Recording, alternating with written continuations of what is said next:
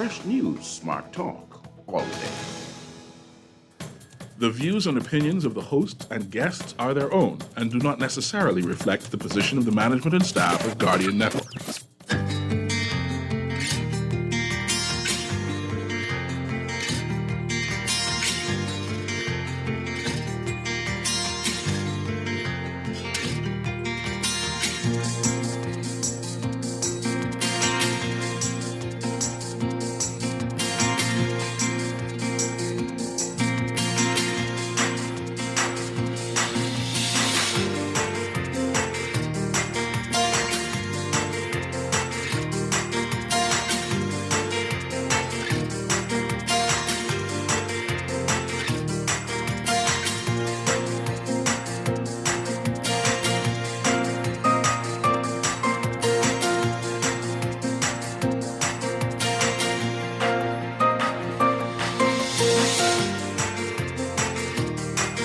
Good morning.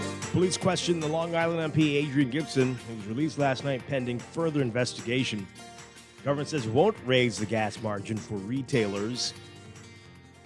And National Security Minister Wayne Monroe awaiting more details before commenting on a sex offender's death. It's all straight ahead this morning. I'm Dwight Strachan, and this is Morning Blend. Wake up, it's a new day. Wake up, it's a new day. It's the start of a new way. You know that it's here. It's the start of the end of the old way. Revolution. Wake up, it's a new day. Wake up, it's a new day.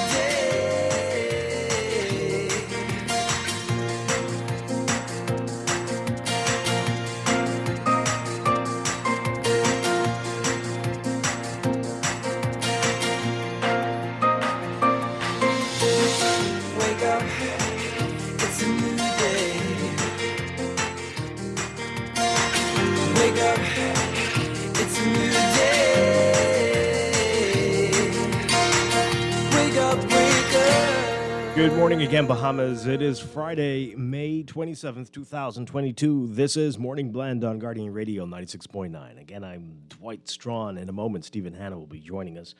Also this morning in our interview, we are talking with Dr. Nikia Forbes about COVID, yes, but mainly about monkeypox, what you need to know here in the Bahamas about this. And later, we are meeting Glory Seekers. They've got a new album, Grace. They're going to tell us all about it. They give us a little preview as well.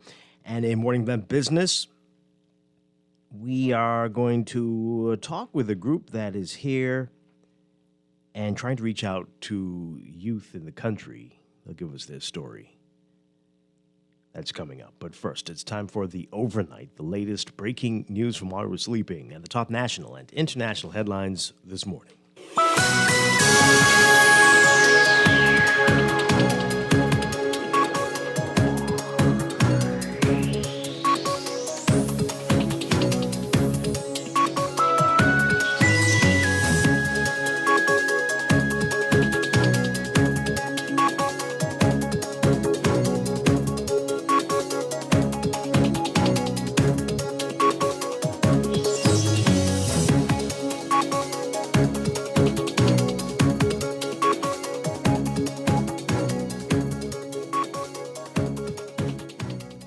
In the overnight, Long Island MP Adrian Gibson taken into police custody and questioned for much of the day yesterday into matters related to the Water and Sewage Corporation, where he served as executive chairman under the Minutes administration. Police say Gibson came into the Criminal Investigation Department accompanied by his lawyers, Ramona Farquharson and Ellsworth Johnson, the former cabinet minister, after police invited him for questioning. Gibson was questioned for 7 to 8 hours, according to police sources. He was released last night pending further investigation into the water and sewage issue. The Nassau Guardian understands that police were expected to search his home last night. Gibson walked out of CID after 7 p.m. but declined to offer a comment to the Nassau Guardian and our news reporter, who had waited outside throughout the day. Attorney Farquharson saying that she did not want to comment either. But when asked whether she felt Gibson was being targeted, she said, quote, of course. F&M leader Michael Pintard previously accused the PLP administration of targeting Gibson, but Prime Minister Philip Davis stressed that he will not get involved. In a police matter, police did not give details on what specifically they were questioning the Long Island MP about. Economic Affairs Minister Michael Hakita is saying yesterday that it would be difficult for the government to increase margins for petroleum retailers because it would only lead to higher prices for consumers. Halkitis acknowledged that he was in a series of meetings with the retailers and that they are distressed.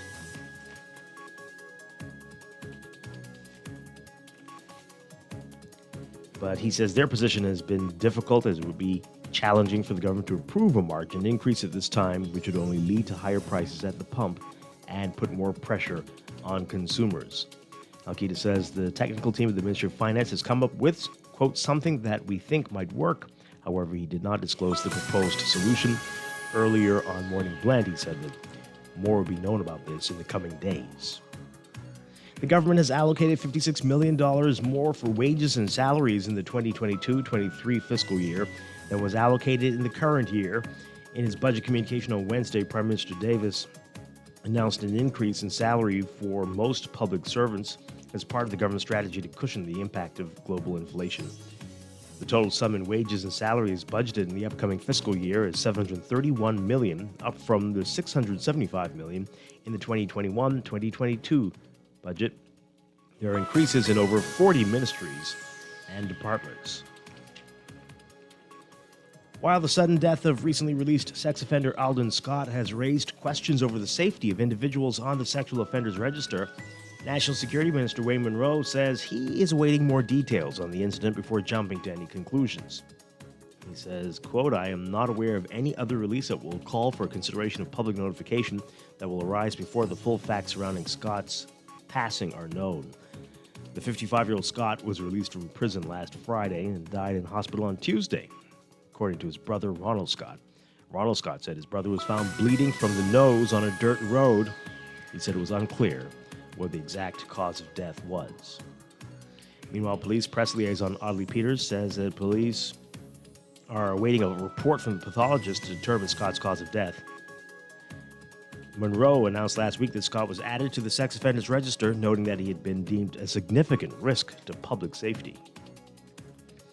And Office of the Prime Minister Press Secretary Clint Watson defending Minister of State for Public Service Pia Glover-Roll after finance officers slammed her claim that an internal audit had found that some finance officers made unauthorized payments and adjustments to their salaries, resulting in an overpayment of more than $4 million.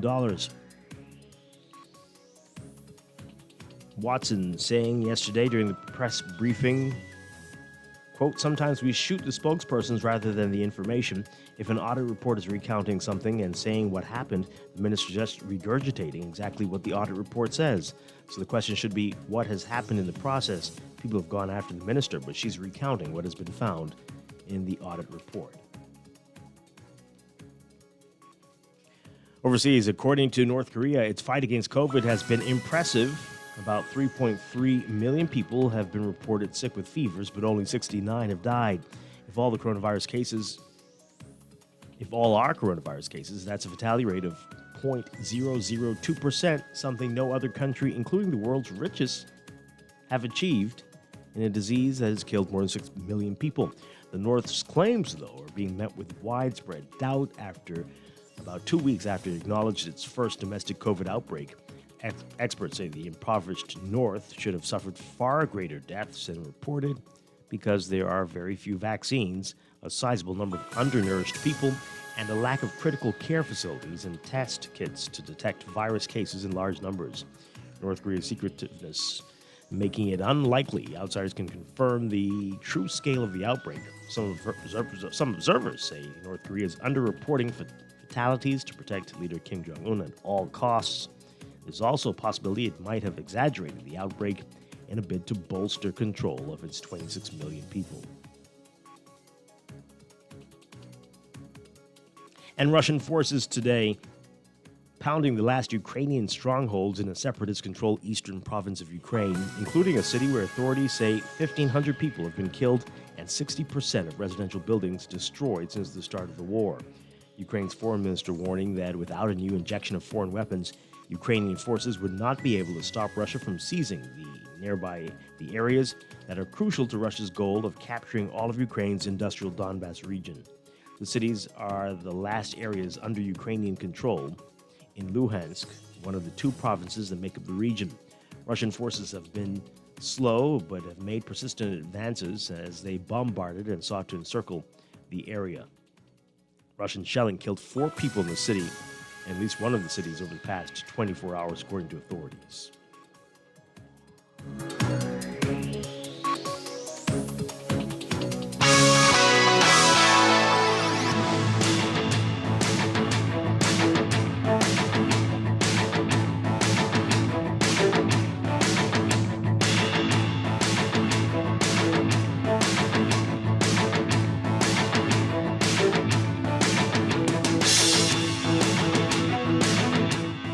In sports, from the NBA, the Golden State Warriors are heading to the NBA Finals. It's their 6th final spot in 8 years. Klay Thompson drained the three-pointers, Draymond Green anchored the defense and even chipped in on the offensive end for a change, and Stephen Curry capped off an MVP performance. The trio that led Golden State to much success in recent years is whole again and has the Warriors in position for another title after advancing to the NBA Finals in a 120-110 victory over the Dallas Mavericks last night. Curry, Thompson, and Green, the core of the team that has made it to 6 NBA Finals in an 8-year span. It's an accomplishment only the greatest groups have achieved, with Bill Russell's Celtics of the 1950s and 60s, Magic Johnson's Lakers in the 1980s, and Michael Jordan's Bulls of the 1990s doing it. Now the Warriors hope to add a 4th title to the ones they captured in 2015, 17, and 18. The finals start on June 2nd against either Boston or Miami. The Celtics lead the series 3-2 and head to Game 6 tonight at home right there in Boston. That's sports, and that's the overnight. Time for your first look at weather.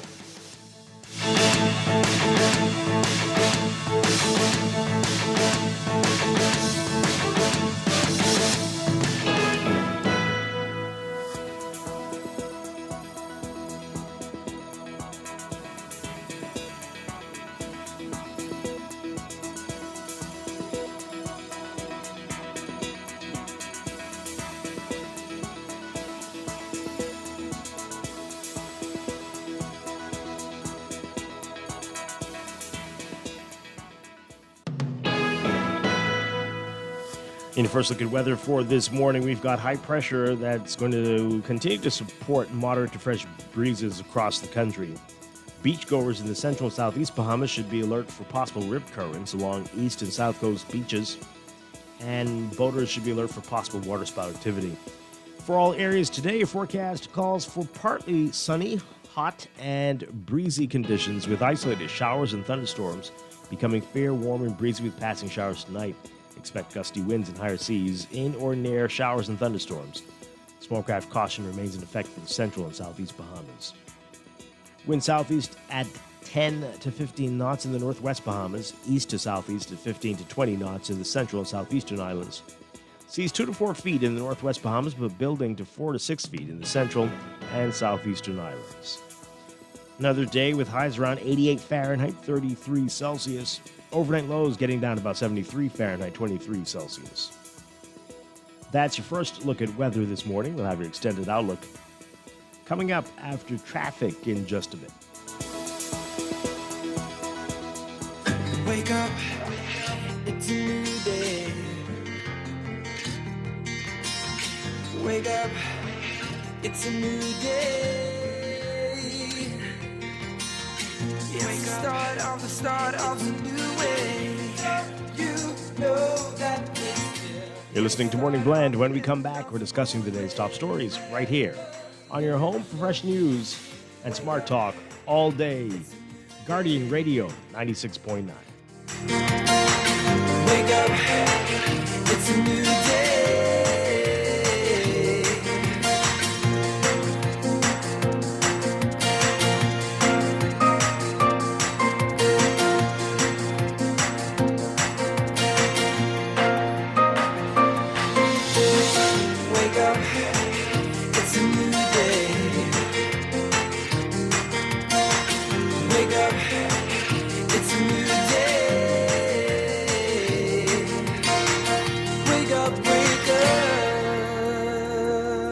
Switch for better when you move your mortgage to Scotiabank. Leave behind that old mortgage plan and open the door to a low interest rate. No payments for up to 2 months and cash back of 2.5% of the mortgage amount up to US $10,000. And guess what? It gets better. Apply for your Scotiabank credit card and enjoy a low 9.99% introductory rate for the first 6 months. Switch for better and upgrade your mortgage today with Scotiabank. Offer ends June 30th, 2022. Technology serves to make our lives better, so why not your business too? At Custom Computers, we've been maintaining our knowledge and relationships with top tech companies since 1987 and carry only the most trusted brands like Apple, Microsoft, HP, and more.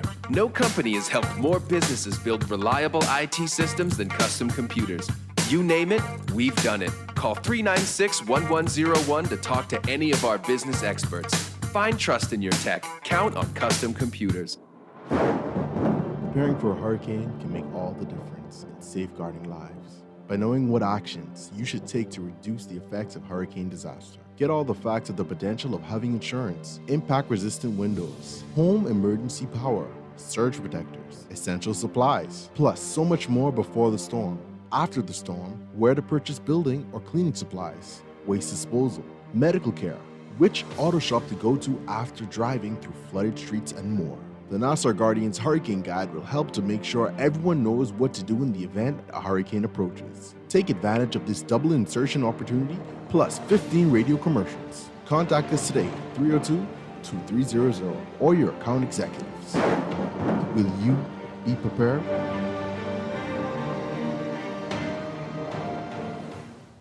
Around the world, Cleveland Clinic is recognized as a leader in healthcare. Our team of experts relentlessly pursues the best for our patients. From groundbreaking cancer research to state-of-the-art heart surgery, life-saving innovations happen here every day.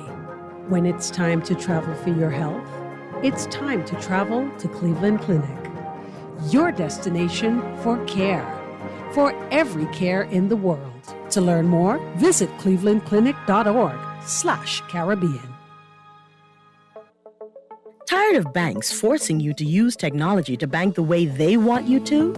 Your convenience is important. So no matter what your banking needs, Commonwealth Bank's friendly staff are always available in branch for that personal one-on-one service. But when you choose technology, our online and mobile banking app offers you state-of-the-art functionality. The choice is yours. Commonwealth Bank. Bank the way you want. Wake up, it's a new day. Wake up, it's a new day. It's the start of a new way. You know that it's the start of the end of the old way. Wake up, it's a new day. Wake up, it's a new day.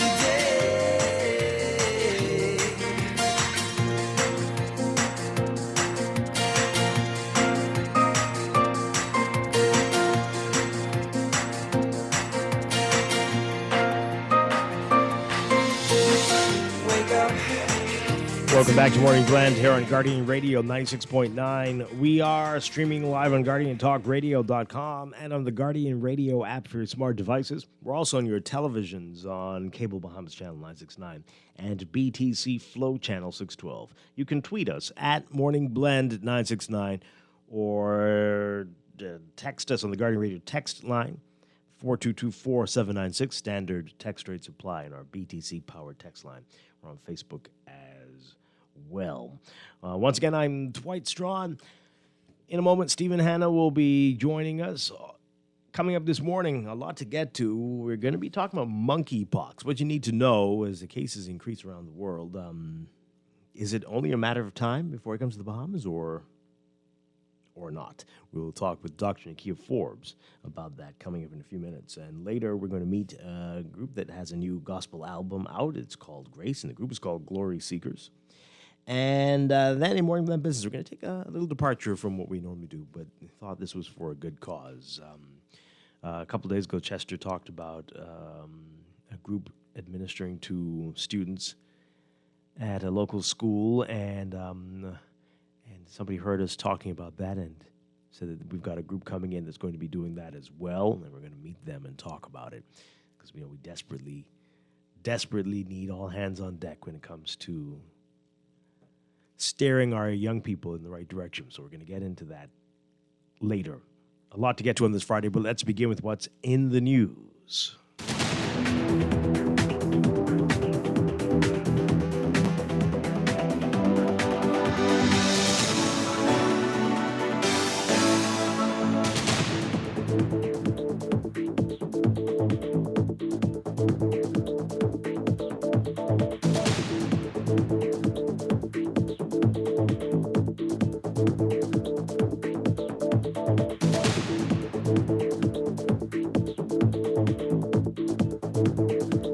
And in the news, the big headline in the Nassau Guardian, police question Long Island MP Adrian Gibson, questioned and released last night pending further investigation. Our Candia Dames writing about this. The Long Island MP was taken into custody and questioned for most of the day yesterday into matters related to the Water and Sewage Corporation, where he served as executive chairman under the Minnis administration. Police say Gibson came to the Criminal Investigation Department accompanied by his lawyers, Ramona Farquharson and Ellsworth Johnson, after police invited him in for questioning. Gibson was questioned for 7 or 8 hours, according to police sources. He was released last night pending further investigations into the Water and Sewage Corporation and what they're dealing with there. Whatever that is. And the Nassau Guardian understands that police were expected to search his home last night. Gibson walked out of CID after about 7 p.m., but declined to offer a comment to the Nassau Guardian and the reporters who were there waiting for most of the day. Farquharson, though, his attorney, said that she did not want to comment, but when asked whether she felt Gibson was being targeted, she said, quote, "Of course, of course." Asked whether Gibson stands by his record as executive chairman, she said, quote, "Yes, he does. We'll say more after it's through. But they're taking him now for a search, so we're going to deal with that. The process isn't complete, so we're dealing with that." F&M leader Michael Pintard has previously accused the PLP administration of targeting Gibson, but Prime Minister Philip Davis stressed that he will not get involved in a police matter. Police did not give any details on what specifically they're questioning the Long Island MP about. And you can read more about that in today's Nassau Guardian. So, very interesting what's happening there. But we will keep you posted. We'll keep you posted. All right, Stephen Hanna is joining us now. Good morning, sir. Great to have you with us. Hey, what's up? Okay. Hope you're doing well. Oh, yeah. Is it interesting? Yeah, that's always interesting. I guess. Whatever. Okay, sir. Also interesting, the press briefing yesterday, the government press briefing of the Office of the Prime Minister and the Economic Affairs Minister had more to say about the budget there, and some other things came to light, including the fact that some of these NGOs that are being looked into as a result of the food distribution program still might not be cooperating. Take a listen to this report from our Tashina Robinson. Nearly 2 weeks after Prime Minister Philip Davis tabled the government's agreed-upon procedures report on the National Food Distribution Task Force, Financial Secretary Simon Wilson says the government still has yet to receive audited statements from some NGOs. There's no audit statements for any NGOs, and none have been provided to date. So there may be a possibility that the agreed-upon procedures, the review, may not have covered everything that needs to be covered. But that's as far as I'll say. There's no real way to tell if the NGO is really appropriately utilize these funds. Well, you have to. What I'm saying is that you have to believe the information provided by the NGOs. If they say to you, "I spend the money on X," You have to believe that because there is no other financial statements. My own view is that if you're getting millions of dollars for a public program, you should be able to provide back an audited financial statement saying this is how the money was used. The Nassau Guardian reviewed extensive records that detail 54,000 households were helped by the food program. Former National Food Distribution Task Force Chair Susan Larson maintains the database was turned over to the Ministry of Finance earlier this year and to the Department of Social Services last fall when the program ended.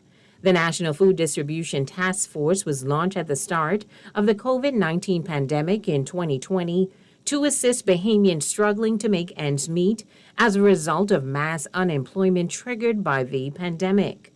The agreed-upon procedure report on the National Food Distribution Task Force identified, however, significant administrative deficiencies in the program and highlighted inadequate reconciliation procedures surrounding the expenditure of millions of dollars in public funds. Press Secretary in the Office of the Prime... All right. Let's get your reaction to this. So what's happening here? Why the... Is the audit, are audit reports a part of what they're supposed to turn over? Right. All right, so... And then, and this is not me being, I'm not even playing devil's advocate or anything. I'm just literally asking, because I don't, at this point, know what was the responsibility of whom to do what. Mm-hmm. You know what I'm saying? So, was it to turn over your paperwork and then, once the government has it, they get auditors to look at it, or auditors, you're supposed to hire an auditor as well as turn in stuff? What exactly is it? Because if he says there is no audit from none, because he did say no one has turned in any audit or something to that effect. Right. Now, I don't know if that was because that was different from what the report was suggesting. Now the question was that just him speaking in the Bahamian vernacular, and it was a hyperbole, not to say that that's a literal nobody, but it's no, ain't nothing there. No or one. Is it financially, as in a specific audit, or all your paperwork? Right, and so it's I think at this point, at this juncture, so that we can end the mudslinging between the charities and the government, it'd be great to know what was agreed upon at the beginning of this venture. Okay, that would be good to know, but also come out and say specifically what you want from these people. That's going to continue for on and on and on, because the thing is, it seems like every other week, it's a different thing. And so I don't know if the goalpost is being moved or different benchmarks were not met. All right, so you know what I mean? I agree with you that the back and forth needs to stop. But how about you just call everybody, say you have to attend this meeting in 2 weeks on this Thursday. You've got to be there. There's no excuses. We don't care if you're traveling. Send somebody, and we're going to meet and talk about everything that has to happen. That would help to bring it to a conclusion. But I'm talking about for us, the public. Well, that will get us. All right.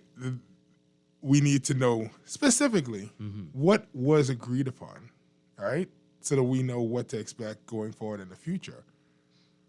But right now, as it is, it just feels like there are different things being said by different people, and we don't know, is that even your responsibility? Or wait, you said you did turn it in. Well, what is that? Right, what was that? Well, didn't you turn in a piece of paperwork with a bunch of numbers on it? Oh, a different piece of paperwork. Right. So that's what it seems like, right? Whatever you agreed to with them is not good enough for us. We need more. Right. And so we need to know if whether or not these charities have fulfilled their obligation in any way, shape, or form to perform as charities. And then we could go, okay, if this is what was set out at the beginning, then we can go forward. Best to stick to NGOs. Sorry, my bad. NGOs. Some of them are not charitable. Probably not. They're not charitable. My bad. NGO might be just the best thing to say. But NGO is everything. You're an NGO. You're a non-government organism. Okay. Or, that could be anything. NG. Well, I don't know about the rest of it. But, okay. Let's take some calls. What do you make of what's going on here? Again, how about one big meeting so that everybody, because I suspect it's, messages back and forth, emails maybe? No doubt that should also happen. I'm saying I don't think it's either or. I think both should happen. Both. This was the agreed upon terms. Yeah, as well as that doesn't seem to matter anymore. That what you agreed to with them, that's not good enough for what we need to do. And so this is what needs to happen. Right? We don't care if that's all they said you need to do. This is what we need to do. Why are you fighting us on this? But come together so we can tell you why we need it. And if you need help in honestly, achieving what we want you to provide for us, well, then we can help you with it, perhaps. If the person is dispersing the money, they don't have to explain to you why. Well, because that's like if you're writing for a grant from any organization or whatever. Yeah, they don't explain to you why they need you to write an 800-word essay as opposed to a 3,000-word essay. But they do need to, if after the fact the rules have changed, though, right? Right, and I want you to know that happens all the time. Where they just change the rules and what you. But you already did what you're supposed to do, and now you want me to do something else after the fact. You need to explain yourself. I already gave you this. This isn't good enough for you. Nope. Why isn't it good enough for you? Why are you pulling my name through the mud when I did what I was supposed to do? But everybody's not on the same page, and this is going to continue forever. I'm sure these NGOs think they've done, although have the two that anyway, they think they've done all they needed to do, right? But apparently not. No, I agree. We definitely need to get everybody in the same room, and not only these ones who are involved with this, but all NGOs to be like, okay, going forward, yes, these are the rules. If the government gives you money, this is what's expected, the very least, and it may change depending on the situation. Because if it's something medical, we might require the data that you've derived. Yeah. If it's something educational, we might require that you do background checks on all the persons who are working with children or whatever. Like it might be different, but this is documented, not in someone's head, somewhere where we can all read it, a website maybe, or you can go and get the full printed version. But it needs to be out there, and everyone can understand the rules before I agree to participate in this program. Right. Oh, I won't be able to provide a pint of blood. Section 4B. Oh, no. That's going to be too much for me. Yeah, nobody inside my organization has a left hand, so. It's a bunch of right-handed individuals. I see. Interesting. Let's see what the callers have to say. Good morning. You are on the air. Good morning. Are you there? Yes, hello? Hi. Yes, how are you all doing this morning? Doing well. Hold it on. Okay. But all NGOs know, I'm not taking it for the government or taking it for the NGOs. All NGOs know to be an NGO, you got to have some good record keeping and also an auditor. So why is it so hard? Whatever the government is, at least the finance is requesting, why is it so hard? Even if you had sent it in before, why is it so hard to send in another copy? I mean, that's simple. I don't know if that's what this issue is. I don't think the NGOs have said that did they say they sent in the audited report already, Dwight? They said they provided what was required. Right, but that might have been the first thing, which may not have been an audited report. So it's like I think we're still inside this is a new level to the CM case. I don't think the rules and regulations has changed. At least I said I don't say it. I know. You understand what I'm saying? Yeah, but my thing is, even if that's the case, you should still have a substantial audit report, regardless to what. Because to be an NGO, the rules and regulation require that you keep a track record of what was spent. Because remember back then, the NGOs they used that report to get a tax break at that particular time before they were now tax free. Do you remember that, right? Okay. Thank you, man. All right. Thanks a lot. Okay, caller. Good morning. You're on Morning Blend. Hey, good morning, Dwight. Good morning, Stephen. Hi. And good morning to those who wake up in the land of the living. I hope they get something more on their chest. Wait, Dwight, listen. If you don't do nothing, Stephen, and Dwight, you don't say nothing. All right, listen to me, and I can share this, but I don't want to call the person's name. I know an NGO personally. You know what I say, Mr. Strachan and Mr. Stephen? And when this situation happened, after this talk came up at food distribution, they submit everything. I mean, Dwight, I don't mean to say nothing personal. This woman even showed me some receipts where they did everything. They submit everything to the government, to what they required. And she said to me, DeWitt, you know something? I ain't do nothing. My conscience clear. And if they call me back again, I will give them more, a copy of what I give them again. Okay, so why is it so hard, NGOs or whoever they may be? If you ain't do nothing, just whatever the government, the auditor asks for, just submit it to them, Dwight. Okay, and so your business. Do you know if the person you spoke to did an audited report? Did she submit that too? This person did. And listen to me. This person is a hardcore. I don't want to say like a hardcore F&M, but she did it the right way.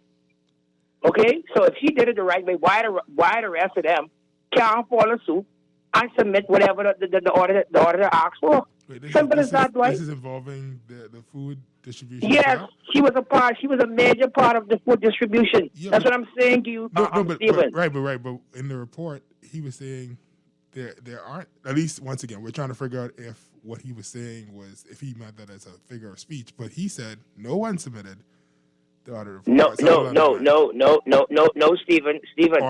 could have misunderstood. Let's be real. I ain't gonna water down things.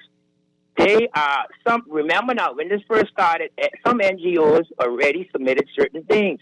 Some NGOs came forward, and that person was one of them. Now, certain things is the issue, right? That's what we're saying. Right. So now they're calling for audited reports, and everybody else said they presented all the receipts. That's why, Dwight. As you can listen to the soundbite on the break. They said at least about 2 more NGOs. Okay. No, two haven't done anything. At that time. And then yesterday. Now we get to somewhere, Mr. Strachan. So those 2 haven't done anything. Or hadn't communicated with them. Or haven't communicated or anything like that. Mm-hmm. Right? Out of all of them, you know there's only 2 standing out? So don't you think that the rest of them who were NGOs during this food distribution program submitted everything and they don't have nothing to worry about? Don't you think if it was more than 2, right, the reporters or the person would have said it was more than, it's only 2 people? Okay, all right, thanks a lot. We're all talking different things and the same thing at the same time. So, okay, submitting all your receipts and all your paperwork is different from an audited report. Right. Because the audit report is a third party coming in and looking at your books, right? And according to that sound by the financial secretary said no. Nobody. Right, then that doesn't mean they won't. So they might be doing it now. They're doing it now. But what was that? Did they know they needed to do that before? Right. And the fact that it hasn't been done, you all take many years to do these audits for the government corporation. So, right, maybe we just all need to calm down, and this isn't an issue anymore. No, I'm just saying, right? Once again, this is, and for some reason, it is impossible to not have a political conversation. Perhaps we should stop talking about it. 10 a.m. in the morning. Or anytime. But apparently, right? Because the phone only works if you have a card for either the PLP or the F&M. But all we are asking, and just so it's clear for the next caller, when they call and accuse us of whatever they're about to say. No, they're not accusing us of anything. All right? Mm-hmm. Is that it needs to be clear what is required of whom, and that all parties involved need to sit at a table together and say, listen, guys, let's all get on the same page. And so if we're working together moving forward, this is what needs to happen. Okay. All right. This texture says, I think the reference to audited reports is a statement that we have some reports. We have no way of verifying if the pretty reports are true. We have some pretty reports. We have no way of verifying if they are true. And a database is no different than a pretty report if there were no controls on that database. Yeah. All right. Yeah. And someone suggesting that perhaps irregular accounting procedures were suspended under the emergency orders. All right, let's take this call really quickly. Good morning, caller. You're on the air. Are you there? Hello? No? Okay. Oh, wow. Are we on hold? Well, look at that. Let's take the other call. Good morning, caller. You're on the air. Right, keeping friends. What is wrong with this guy? What? Keeping what? He said you keeping friends. I don't know anybody. dude, come on. And folks, talk to your friend.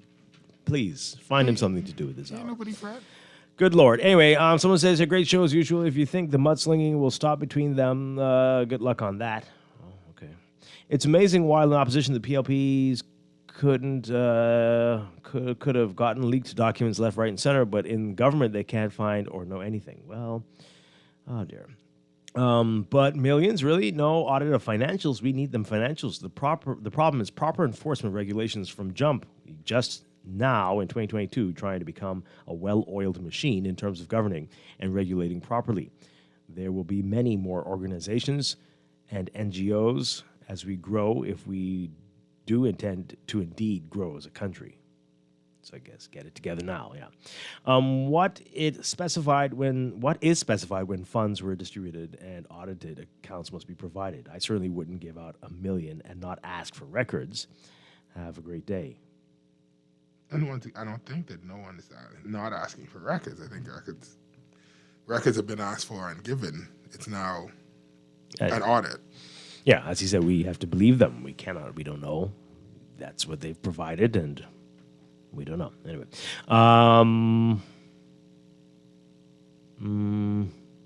What? Okay. What's this text here? This one says, good morning. The conversation between the host and co-host is awesome. Okay. Thank you very much. Okay, Stephen.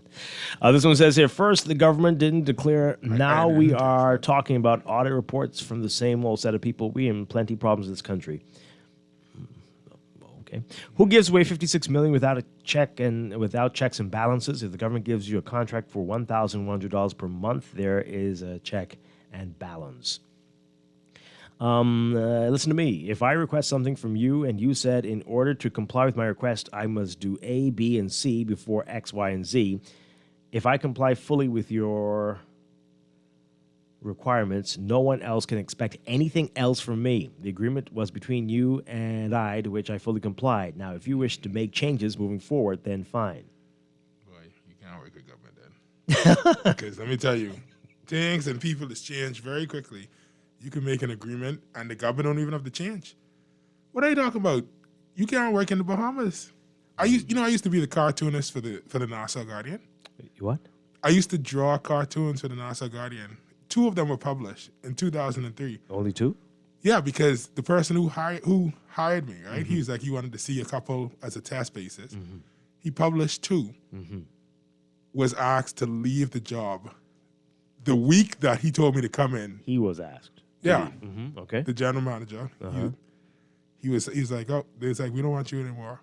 When I came in, they're like, hey, you don't work here no more. And that was the end of it. I'm just saying, like, this is in the Bahamas. How old were you? I was 16 or something. This is like when I first went into college. That's a crazy story, but how does that relate to this? I'm saying that you can't, you saying, oh, I have an agreement with this person. Right. You need to, no, in the Bahamas, in the drop of a hat, you need to hurry up get everything on paper, because if you don't, the next day you come inside, they're like, who? Larry who? Larry God? I don't know what you're talking about. Yeah. And ain't nobody in the building know you. You know what I'm saying? So do they remember your cartoons? I've been, for the entire reason that I even come here, is so I could find those 2 cartoons. So you didn't keep your receipts, Stephen Hanna? You didn't keep any of your... You don't have your own cartoon? No, I was 16. Oh, dear. I didn't even have a computer. I was like...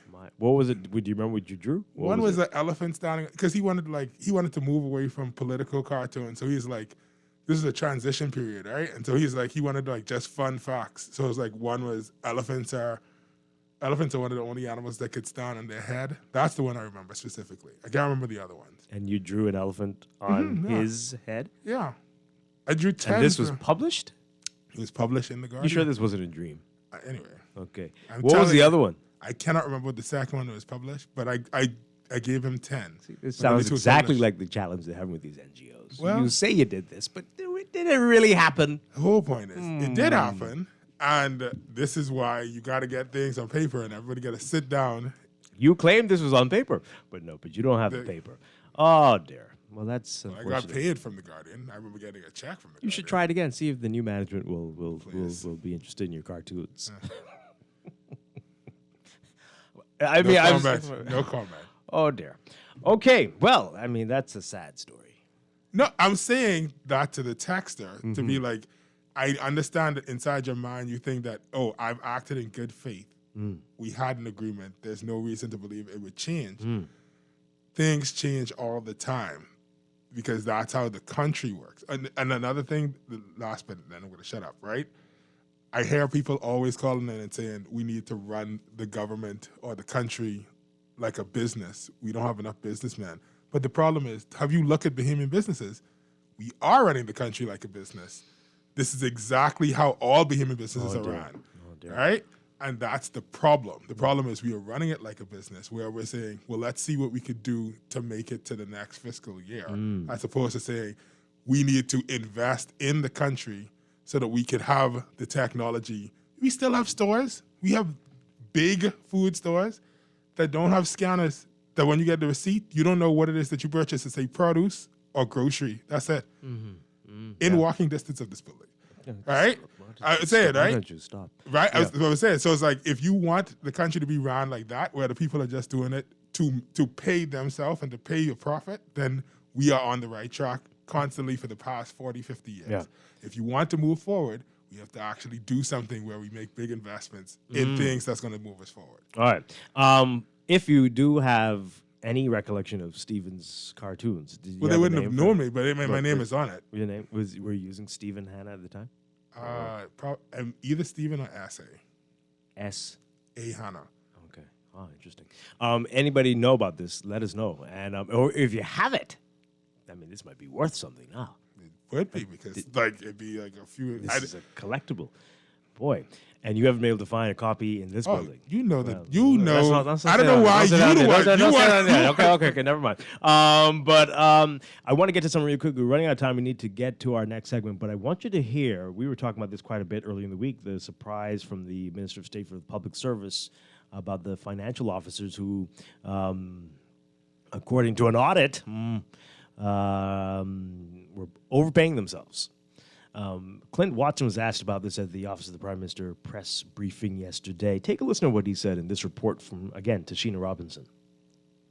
Press Secretary in the Office of the Prime Minister Clint Watson defending Minister of State for the Public Service Pia Glover-Roll just days after she angered a group of finance officers by accusing them of adjusting their salaries to the tune of more than $4 million as suggested by an internal audit. Let me say, because I know it was said by a union leader that she's in over her head, and she's not. She's quite skilled at what she's doing, and she's been quite effective at what she's doing. In the 8 months that she's been in office, she has gotten people regulated, and monies are overdue, and she's gotten things sorted out that has been sitting on shelves for years. Does that look like somebody who's in over their head?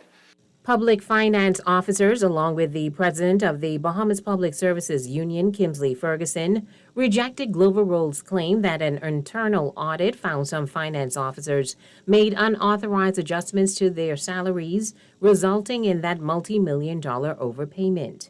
Workers demonstrated outside the Prime Minister's office Tuesday, calling for Glover-Roll's resignation. They demanded she release the audit and substantiate her claims or publicly apologize to them. She understands quite well how it should work. And so I push back on that statement that she's in over her head. She's not. She's quite capable. She's quite able. And if she's made statements, if you understand the minister, she's quite able to stand behind what she does. And I'm not going to get into who's right, who's wrong, who's offended, who's not, who needs an apology. Okay, so it sounds like a reporter asked a specific question, but we're not getting. And he certainly tried to. What do you think the minister's in over her head? It sounds like, but the question, as we tried to ask Michael Alkidas yesterday too, is this? Could this possibly? How could you all say this when the previous administration is saying, "Well, we approved that," and that was nobody. And there's no way that you could do this. The treasurer would have to be a part of it. And nobody in the government could pay themselves what is this? But people are avoiding answering that question for some reason.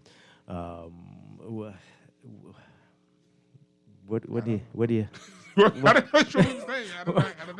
what's happening? What's happening? Let's take a call really quickly, and then we gotta move on to our break. Good morning. Good morning, caller. You're on the air. Are you there? Good morning, Dwight, and good morning, Stephen. Hi.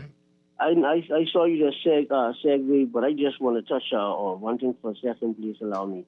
This fella, his name, who keep calling your show, and you already told him don't call the show. Is there a way that that it has to be some kind of harassment or it's something he's doing? And for instance, like me, I don't take light of it because he has to be sick. You already told him don't call. Don't call. If you don't call Tyrone. Call another show. Simple. I don't know why he don't just get it. That's harassment to me. It's like he's like a stalker, and he needs to stop. Because the powers to be in that particular party, they should pull him in and tell him, say, listen, you're making us look bad. Because honestly, I can't afford to even say a person like that, and then nobody's saying nothing. Like you're giving him the green light to do what he's doing. He needs to just stop because it's sickening. Thanks for taking my call, Dwight. Y'all take care and stay safe, bro. I appreciate it. I appreciate it very much. I appreciate it. We've tried with him. We've tried. We keep giving him other chances, and he keeps coming back. But I appreciate that. I wish he was a outlier. Like he was the only instance, but many a person have actually harassed and threatened persons. Everybody here at Guardian Radio. Yeah. It was a specific person, and then the whole, it's several specific people. And then the public was crying for him. Oh, just one. Oh. But yeah, there are not enough people speaking out. Maybe because we don't express how much no, because if we concerned told are. them, the police would go and arrest them immediately, and perhaps that's what we need to do for going forward. Every time somebody call and threaten you, like, okay, you know what? You know, let me forward this on to the police. Yeah. Let's take a final call. Good morning, caller. You're on the air. Good morning. Yeah, good morning, and good morning, Stephen. How you doing? We're right here. Man, you all got a good show. You all got a great show this morning. Now, first of all, let me deal with the matter with Agent Gibson. You see, my thing is this, right? We aren't talking about that one too much because it's a police matter. It's very sensitive. So yeah, okay. It's there, and be aware, and we are going to keep you posted on it. Mm-hmm. Okay. But let me try and paraphrase and just speak in general terms. Can I do that? Yeah, you can tell. Yeah. All right. See, my thing is this, right? It's the time this country beside to get organized. See, and all those cabinet ministers, they're who in there now. I think with the Brave Jays really put the pressure on them, because see, the people tired of all this no accountability and no money's getting missing. See, be tired. Be waking out taxpayers, be waking out, spend our money. We want to be accountable for everything. If it's one pencil, we want to be accountable. The PSS and the rectors and the technical class, you all guys are doing a job. That the fourth state, you guys are the fourth state. I am the fifth state. I watching everything. I try to talk sense and I try to talk for the Bahamas and for the Bahamian people. And one more thing before I go. I know the gentleman who you are talking about, but see, but according to our Constitution, it's a freedom of speech and freedom of movement and freedom of association. No, that's not what they're doing. They are slandering people. Uh-huh. They are out there harassing. It really is not the same. Right. Yes. And the caller said before me, and their leaders ain't saying nothing. The chairman of the party ain't saying nothing, and that's wrong. It feels wrong, and they don't only do that to y'all. They do that to ordinary people. People getting tired. Yeah. And time taking my call. Yeah. And we hear people love to send me the voice notes, and there's several people in these groups who are all day calling me everything but a child of God, only because I'm asking questions. And that's what you got. But if you ask questions, you must be the enemy. So interesting. Anyway, when we come back, monkeypox. Should you be worried? We're going to get into that after the break. Stay with us. They're not your friend. I need you to know that we ain't never gonna go back. This time it goes so bad. It's best for me, it's best for you. I need you to know that. Try to love you, but I force that. All signs we it go down. And it's not the same, 'cause it's over now. Oh yeah, don't get too confused, 'cause it's over now. Oh yeah, now coming back around, baby. Nothing left to lose, 'cause it's over now. It's time for your first look at traffic for this morning, brought to you by RBC. For all of life's moments, there's one Visa Classic credit card. A reminder about Village Road, folks. Avoid the area if you can. There's that work going on there. And if you can't, follow the posted signs. In your real-time traffic this morning, heavy traffic on Mile Butler Highway as usual at this hour from Fire Trail all the way up to Tonic Williams Darling Highway. Fire Trail's backed up as well, eastbound to the roundabout there. Tonic Williams Darling Highway, some building traffic on the westbound lanes to the roundabout with Mile Butler Highway. As an alternate route, Gladstone Road is going to be better for you, but still, as you get closer to JFK Drive, you'll see that heavy traffic in front of you. Blue Hill Road is also busy, especially north of Soldier Road on the way over that hill to Independence Drive. And we're seeing building traffic on Independence Drive westbound to the roundabout with Blue Hill. Carmichael westbound building traffic there on the way to Coral Harbor Road. And the intersection with Soldier, Wolf Village, and Bernard looking busy already at this hour, especially northbound. Building traffic on Eastern Road westbound. And pockets along Prince Charles Drive at the major intersections. That's what we're seeing so far. We'll have another report for you after the 8 o'clock news. That's your morning blend traffic alert brought to you by RBC. Experience cashless purchasing power and chip and pin security with your RBC Visa Classic credit card. Manage your day-to-day expenses and apply today at rbc.com/Caribbean/Visa Classic.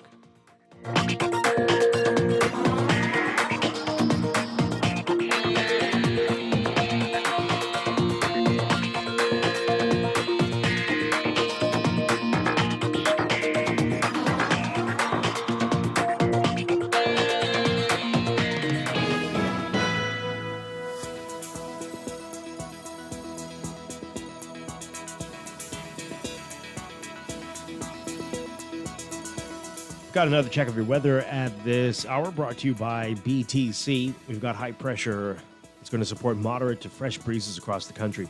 For all areas, your forecast today, partly sunny, hot and breezy with isolated showers and thunderstorms, becoming fair, warm and breezy with passing showers tonight. Expect gusty winds and higher seas in showers and thunderstorms. Small craft caution remains in effect for the central and southeast Bahamas. Temperatures today getting up to around 88 Fahrenheit, 33 Celsius. Overnight lows tonight getting down to 73 Fahrenheit, 23 Celsius. In your extended outlook, high pressure will drift east across the country while streaming tropical moisture and troughing will trigger unsettled weather across the islands into the weekend.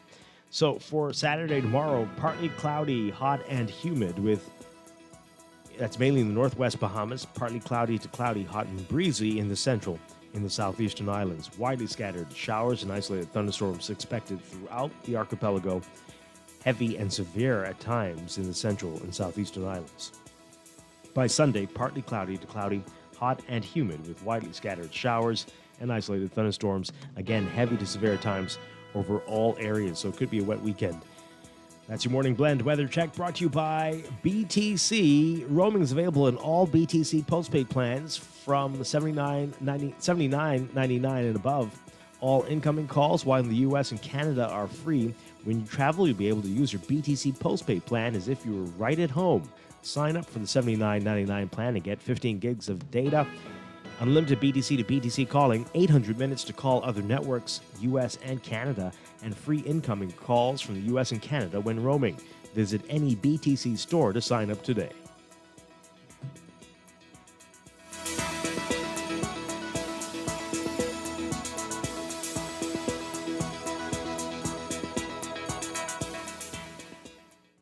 Even when dining out is kind of predictable. Will that be all, miss? No, I would like that double-decker caramel chocolate cheesecake. Sometimes you need to make a classic move.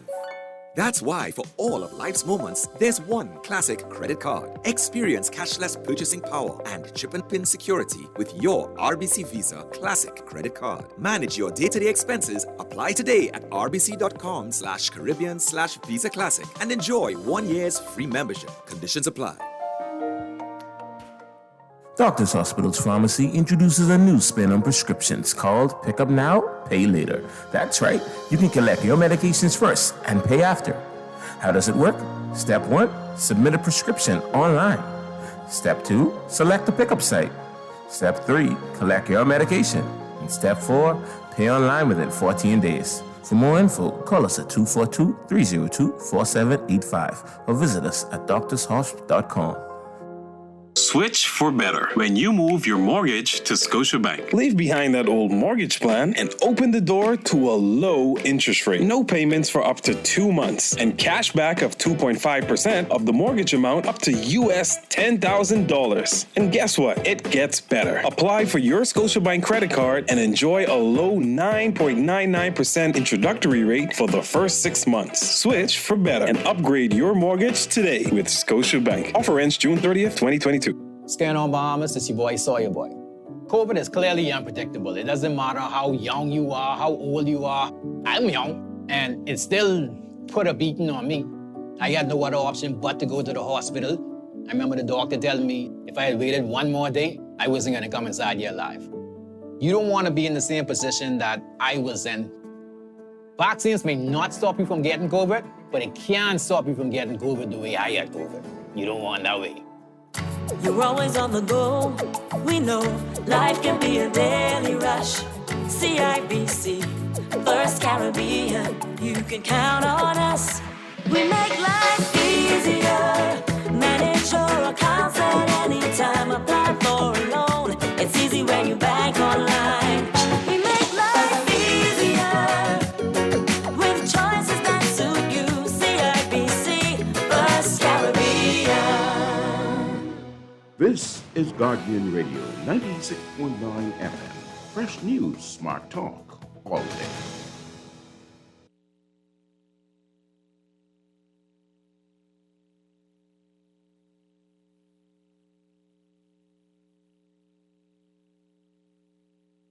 Introduce you to the featherweight queen. She got Hollywood eyes, but you can't shoot what she sees. Her mama was a dancer, and that's all that she knew. 'Cause when you live in the desert, it's what pretty girls do. I'm throwing caution. What's it gonna be? Tonight the winds of change are blowing wild and free. If I don't get out of this town, I just might be the one who finally burns it down. I'm throwing caution. We are back here with Morning Blend on Guardian Radio 96.9. Dwight Strachan along with Stephen Hanna. And we've seen the pictures. We've heard all the reports. It's terrifying. Monkeypox. Many of us didn't even think this was a real thing. But we're seeing outbreaks all over. To clear it all up for us and make us help us to understand what's going on and alleviate fears about whether this is something we're going to be facing soon. We are very pleased to welcome to the show the Director of the HIV/AIDS and Infectious Disease Program with the Ministry of Health, Dr. Nakia Forbes. Dr. Forbes, good morning. Good morning, Mr. Strachan. Good morning, Mr. Hanna. Good morning, Bahamas. Thank you for having me. Great to have you with us as always. It's been a long time since we've had you on the show not talking about COVID, but we do need to talk about that with the numbers on the rise. But we'll get to that later. Monkeypox, what in God's name is this? Yes, monkeypox. It's an infectious disease, and it's transmitted by a virus. And that was first described in the 1950s. And primarily at that time, it was transmitted mainly by small animals, including rodents and monkeys. However, this can be spread from person to person. And that is spread either by close contact with infectious skin lesions or the material inside the skin lesions, or it can be spread by respiratory droplets. So that's what it is. Prior to the 1950s, where it is seen in some countries like Africa, there was an outbreak in the United States in 2003 that was associated with animals. And most recently, in May of this year, 2022, there has been an outbreak of monkeypox in Europe, and there have been 9 cases reported in the United States. And so that we are seeing a current outbreak in some countries. All right. So many questions. We've heard smallpox mentioned in this. Is it related to smallpox? Is it similar to smallpox? Well, it's similar to smallpox. A rash is similar to smallpox. However, it is much less likely to cause people to die than smallpox. And they can look very similar. And so they are viruses that are in the same genus, basically. And the smallpox vaccine was somewhat protective against monkeypox, but smallpox has been eradicated from the world. And so there's no smallpox vaccine that's routinely given now. And so that's some of the similarities between monkeypox and smallpox. Okay. Now, what about a vaccine for monkeypox? Is there anything like that? Yes, there is such a thing. There is a vaccine for monkeypox. And this I wouldn't say is a very, very common infection. And so largely these vaccines are usually stored, say in small quantities in case they are needed. So you wouldn't get that with your other shots when you're a child or anything like that. No. No, because again, this is I would say that it's a very uncommon infection. And so it's not routinely given in routine vaccine schedules. Okay. Before we get to the signs and symptoms, just want to talk about whether we need to be concerned, especially if you are traveling. You're traveling maybe for U.S. Memorial Day weekend this weekend or next weekend, our Labor Day, Whit Monday weekend. Should you be concerned? Is there something you can do? What should be our course of action at this time? Yeah, great question. So this is being studied. So to date, there are about 200 cases. And most of these have been in Europe. I think there have been more than 15 countries that have reported small numbers of cases. That's worldwide. Yes, worldwide. And there are 9 cases in the U.S. There were 2 in Broward County. There were some in Utah. There was 1 in Massachusetts, 1 in New York. I think there is a presumptive case that's being looked at this morning. And so it's being studied in terms of how this is being spread.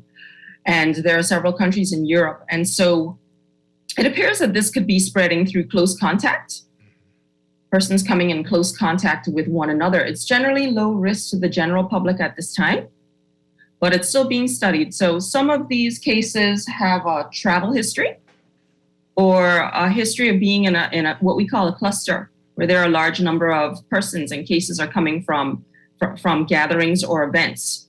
So the risk to the general public is pretty low at this time, but things can change. So definitely we have to monitor the situation, and it is being studied. It is containable and preventable. So largely contact is what transmits this. If you come in contact with someone who has it, either through infected skin lesions or the pus in the lesions, the material in the lesions, or it can be spread by respiratory droplets with close contact. And so good hygiene, hand hygiene, people who have symptoms, rash and fever, we're going to talk about the symptoms, they should be in isolation, are things that can be done. Hand washing, and by the way, we're still in COVID, mask wearing may help with the respiratory droplets. Yeah. All right, we're going to break for the news and pick this up on the other side. Stay with us.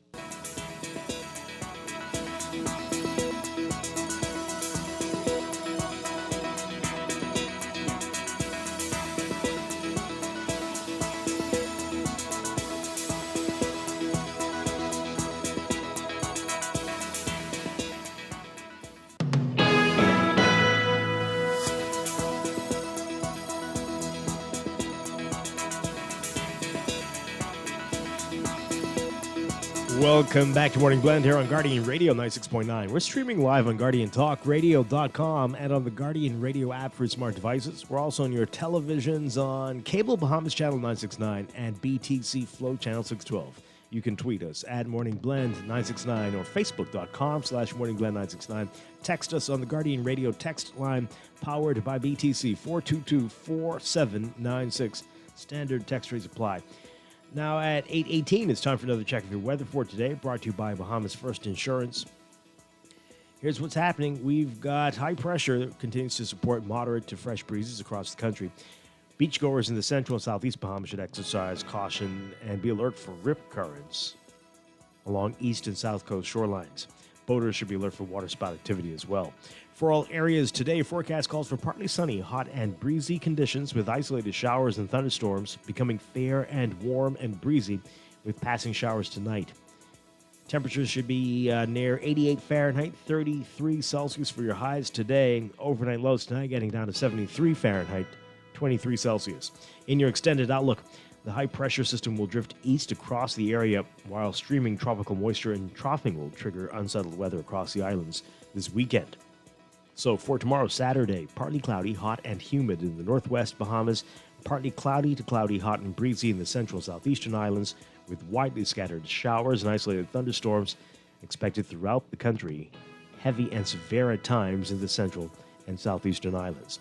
Sunday, partly cloudy to cloudy, hot and humid again with widely scattered showers and isolated thunderstorms, heavy to severe at times again across all areas. That's your morning blend weather check, brought to you by Bahamas First Insurance, still the first and only insurance company and agency network that lets you buy car and home insurance 100% online. Try it at bahamasfirst.com.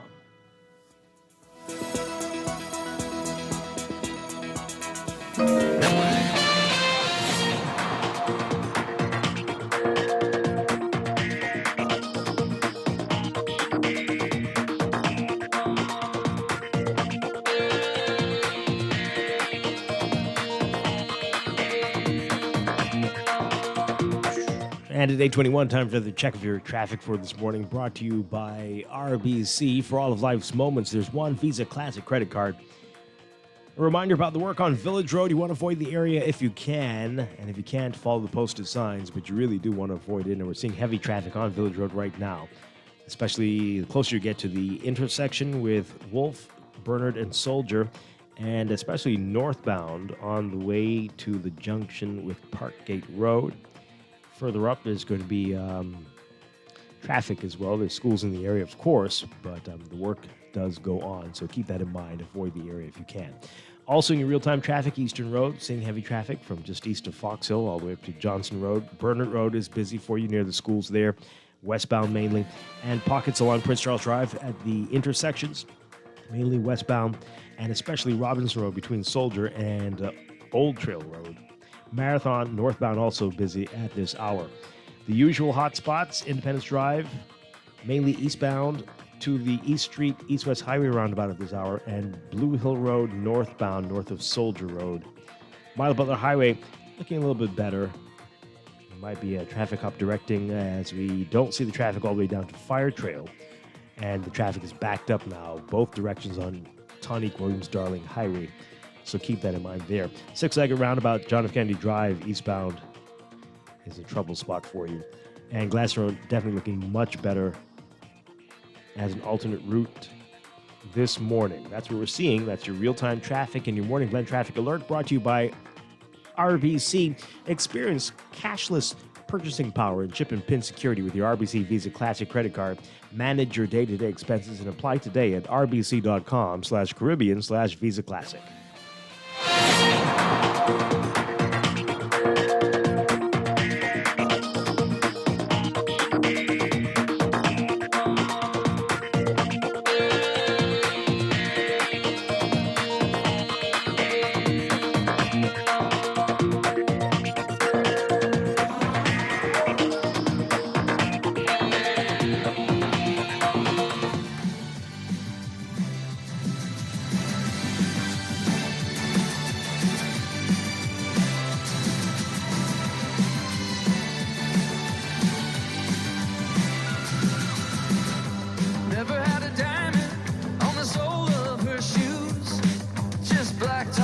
Trash straight out of the news. Doesn't like birthdays, they remind her of why she can go straight from 0 to the 4th of July. I'm throwing caution. What's it gonna be tonight?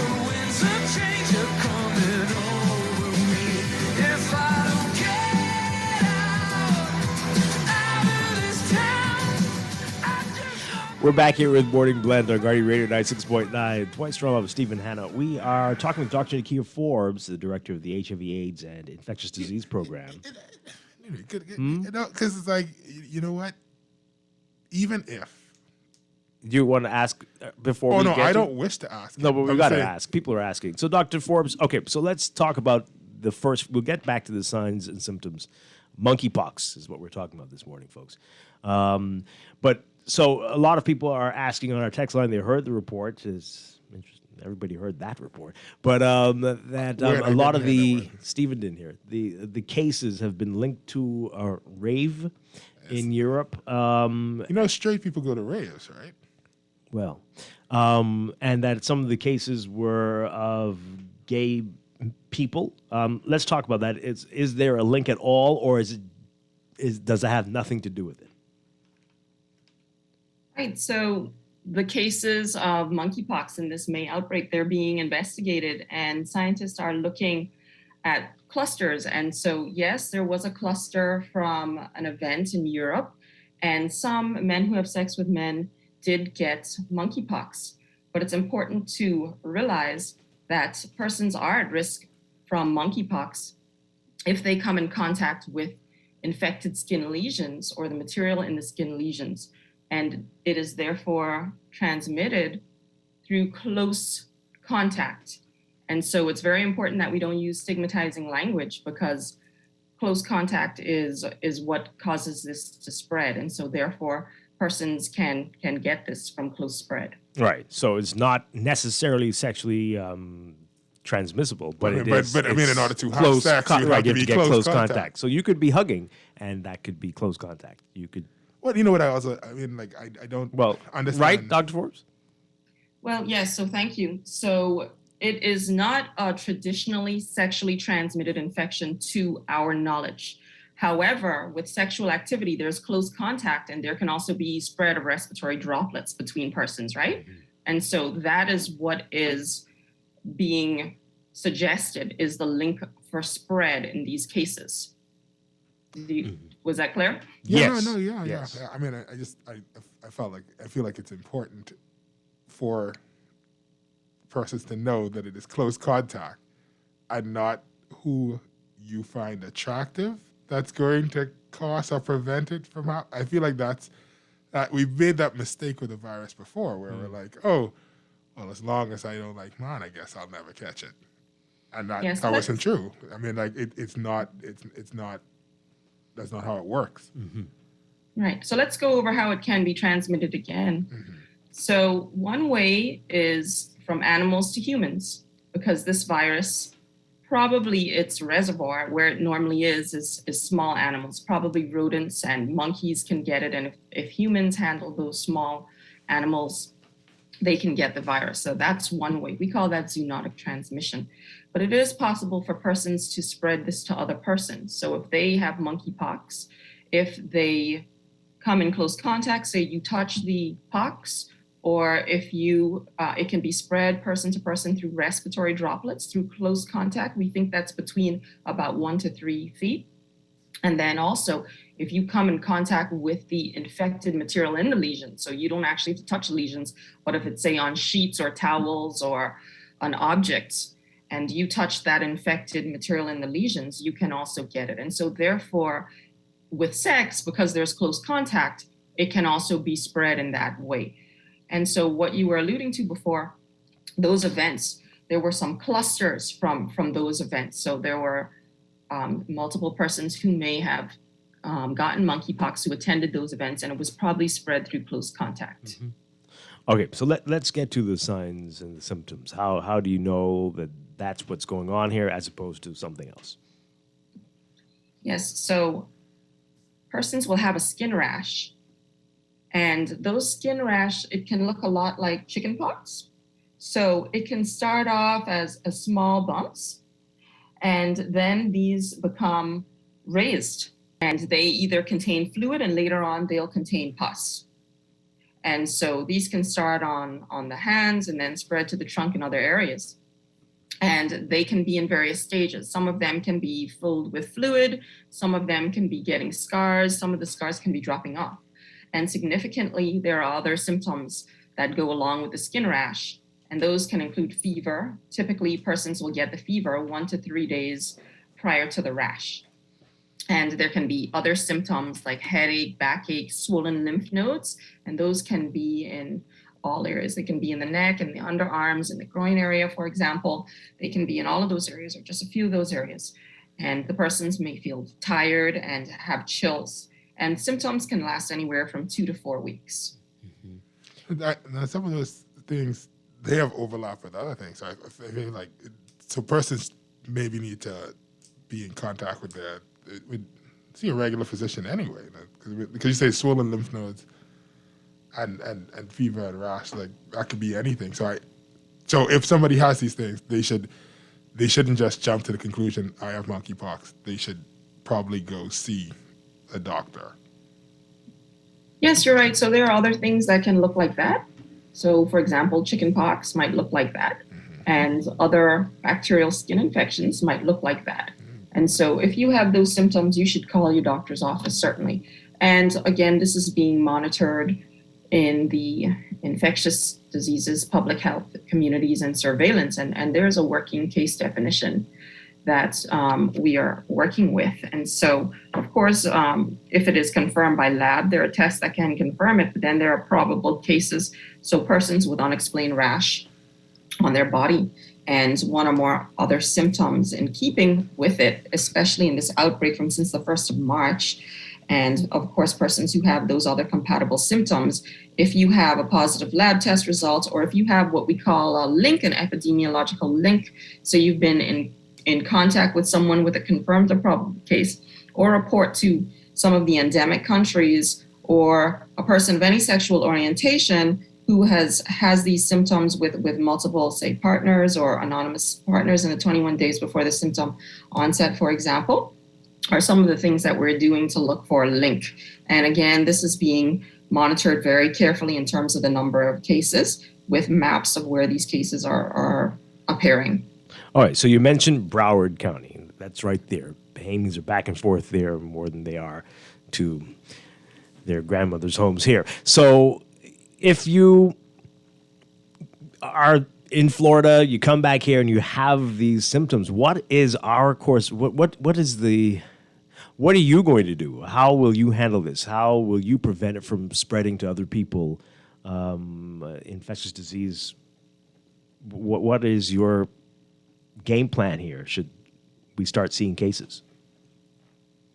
Well, thanks for that question. Very important question. So it's important to note that the Ministry of Health has mechanisms in place whereby we always monitor for infectious diseases and outbreaks. And so we are closely monitoring the situation. We've been aware of the situation since the cases have been reported. And we certainly have supportive mechanisms in country for emerging infectious diseases or outbreaks, including links whereby we can send off samples. And of course, cases or suspected cases would be under isolation until it could be confirmed. We have a strong team, and we would take the person's history to see if they fall within the probable case definition, and we would put in place the recommended measures. And so, like I said, there's usually support. WHO, PAHO provides support, and there are case definitions and information on the type of test that should be ordered and where those tests could be sent to. Mm-hmm. So we always have those mechanisms in country. And similarly, we are monitoring the situation with monkeypox, and we'll deal with any probable cases accordingly. All right. So if someone goes to a clinic with monkeypox and I'm in there, I don't have any real reason to be concerned because I wasn't in close contact, or what should somebody who says I was there at the time when that guy came in, what should you do? Yeah, great question. And so really this is transmitted through close contact. So persons who either live in a household or have been within 1 to 3 feet of the person are who we would have to consider may be exposed. So how do you prevent it? And that's very, very important. So of course, if you're having symptoms like this, you want to stay in isolation, you want to reach out to your physician. And we would put such cases that we're working up in isolation. And then hand hygiene, mask wearing can be helpful for this kind of infection too, are very helpful. But at this time, at this current time, the risk to the general population is considered quite low. So, okay, I mean, and you kind of mentioned all the various things that people can do. Seeing as though we now live inside this age where the world is super small and things that used to be stuck on one side of the planet easily in a day or two could be all over the planet. What are the practices that people should look for, particularly in public areas? So like if you go to a store, what are the stuff that should there be like certain protocol for clothing stores? Should there be certain protocol for the material? Like, because if we're talking about close contact, does close contact also mean that if a person with, let's say, an open lesion or sore touches something and it's a non-porous surface or it's a porous surface, that might make the chance of any, not necessarily monkeypox, but any sort of disease more communicable or transmittable? Like, should we be looking at reconfiguring more things in light of the fact that these diseases are popping up more and more, and they are so easily moved from Africa and Asia to this side of the planet?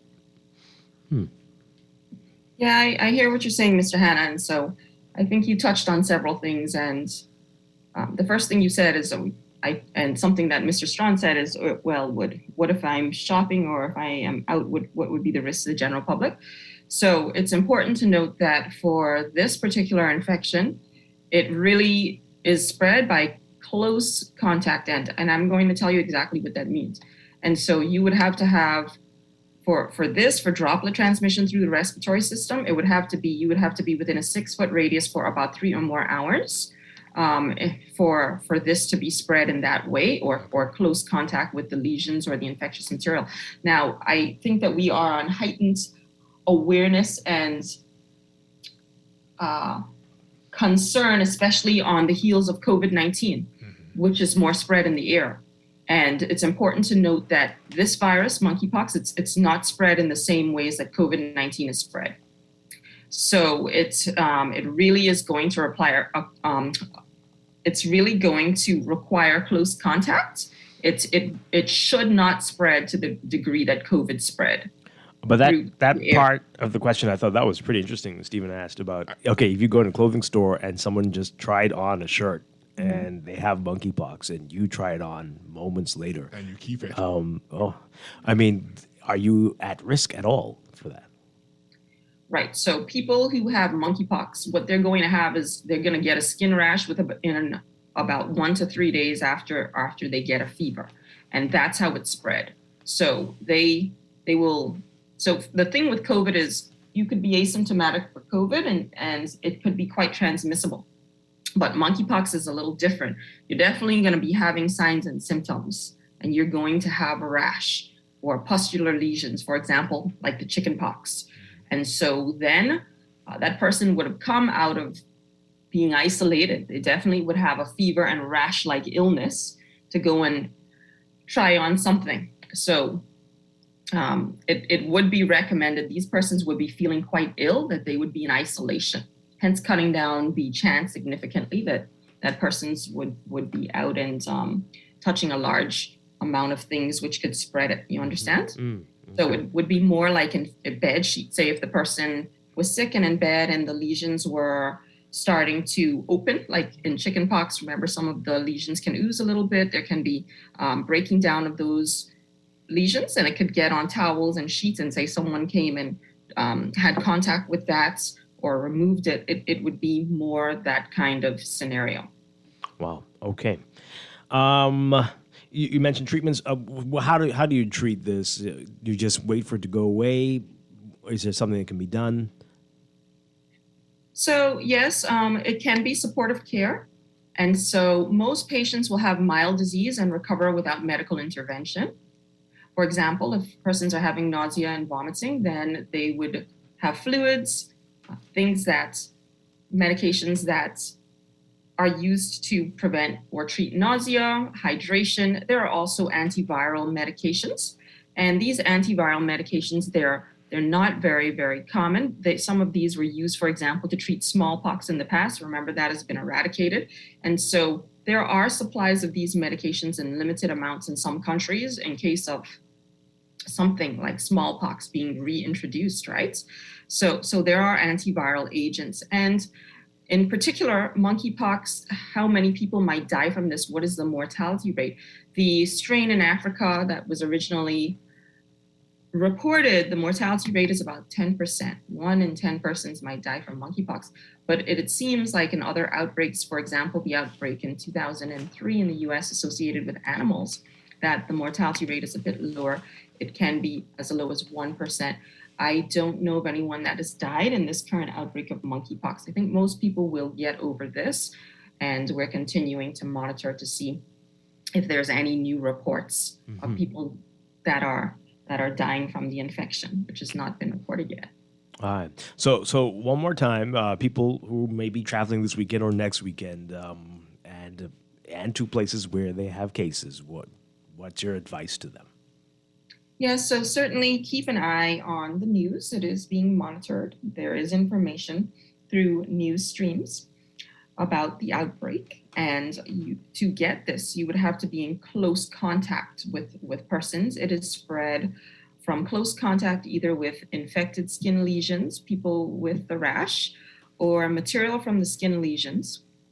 Of course, it can be spread from animals to humans. This is not the mode of transmission in this particular outbreak, and it can be spread by close contact through respiratory droplets. And so just continuing to use your regular hygiene, respiratory hygiene, hand hygiene will be helpful. This is not largely a risk at this time for the general public. The risk to the general public is low.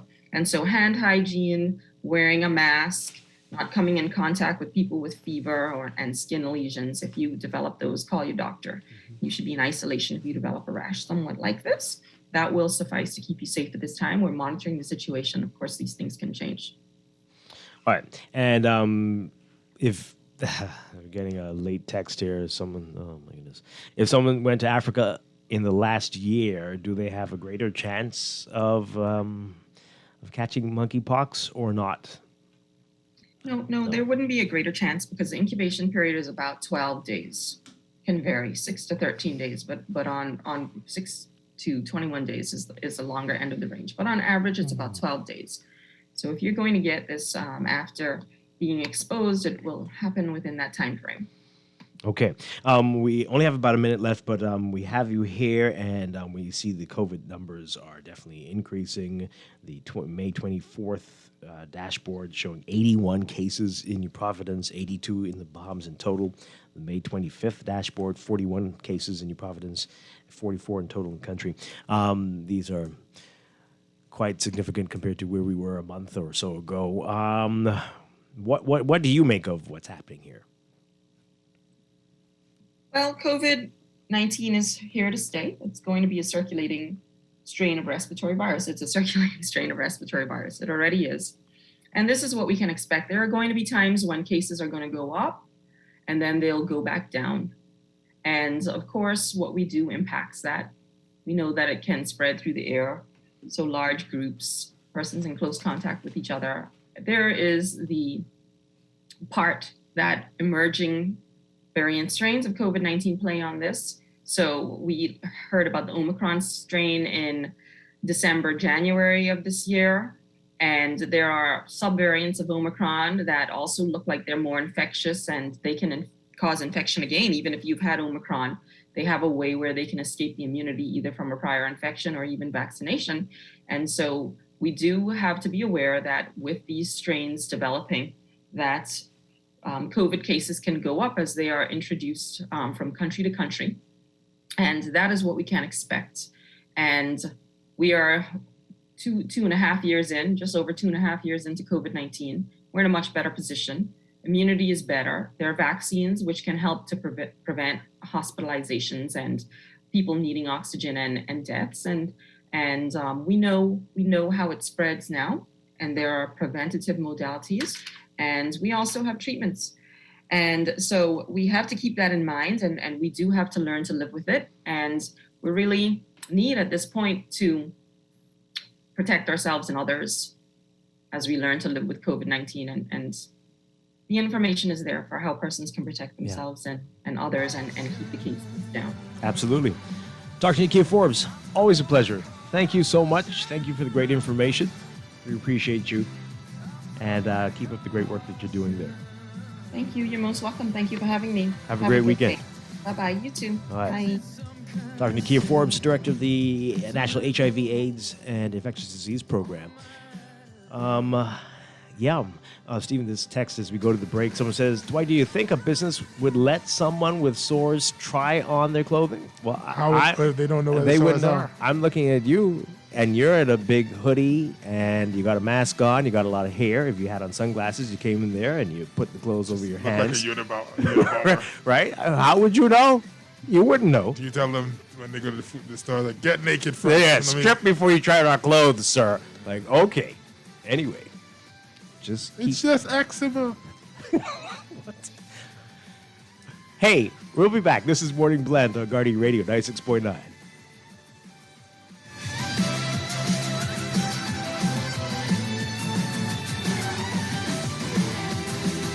You're always on the go. We know life can be a daily rush. CIBC, First Caribbean, you can count on us. We make life easier. Manage your accounts at any time. Apply for a loan. It's easy when you bank online. We make life easier with choices that suit you. CIBC, First Caribbean. Breakfast just got better at Wendy's. Introducing the Breakfast Biggie Bag. Enjoy a double sausage muffin with 2 square sausage patties, a freshly cracked egg, and cheese served on a toasted English muffin, a medium waffle fries, and an orange juice for only $5.25, VAT inclusive. Add an apple pie for just $1 more. Say what? At Wendy's, better breakfast is all day. Offers valid in participating locations. Wendy's, different inside and out. Wherever you're headed, the Custom Computers Know-How team is standing by to help guide you in the East and the West. We now have 2 convenient locations on Patton Street in Palmdale and our newest store in the Caves Village Shopping Plaza through the Blake Road entrance. Discover the latest products by top international brands and the knowledge you need to unleash tomorrow's technology today. Drop by Custom Computers out east or out west. We're open Saturdays from 10 till 4.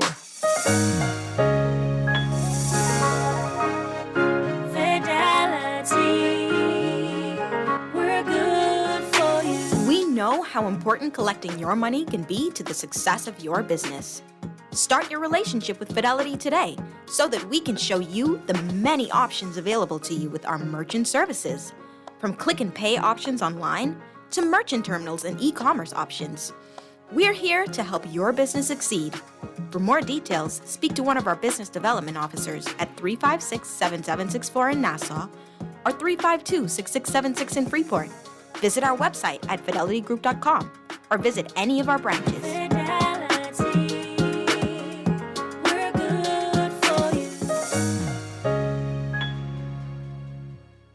Around the world, Cleveland Clinic is recognized as a leader in healthcare. Our team of experts relentlessly pursues the best for our patients. From groundbreaking cancer research to state-of-the-art heart surgery, life-saving innovations happen here every day. When it's time to travel for your health, it's time to travel to Cleveland Clinic. Your destination for care, for every care in the world. To learn more, visit clevelandclinic.org/Caribbean.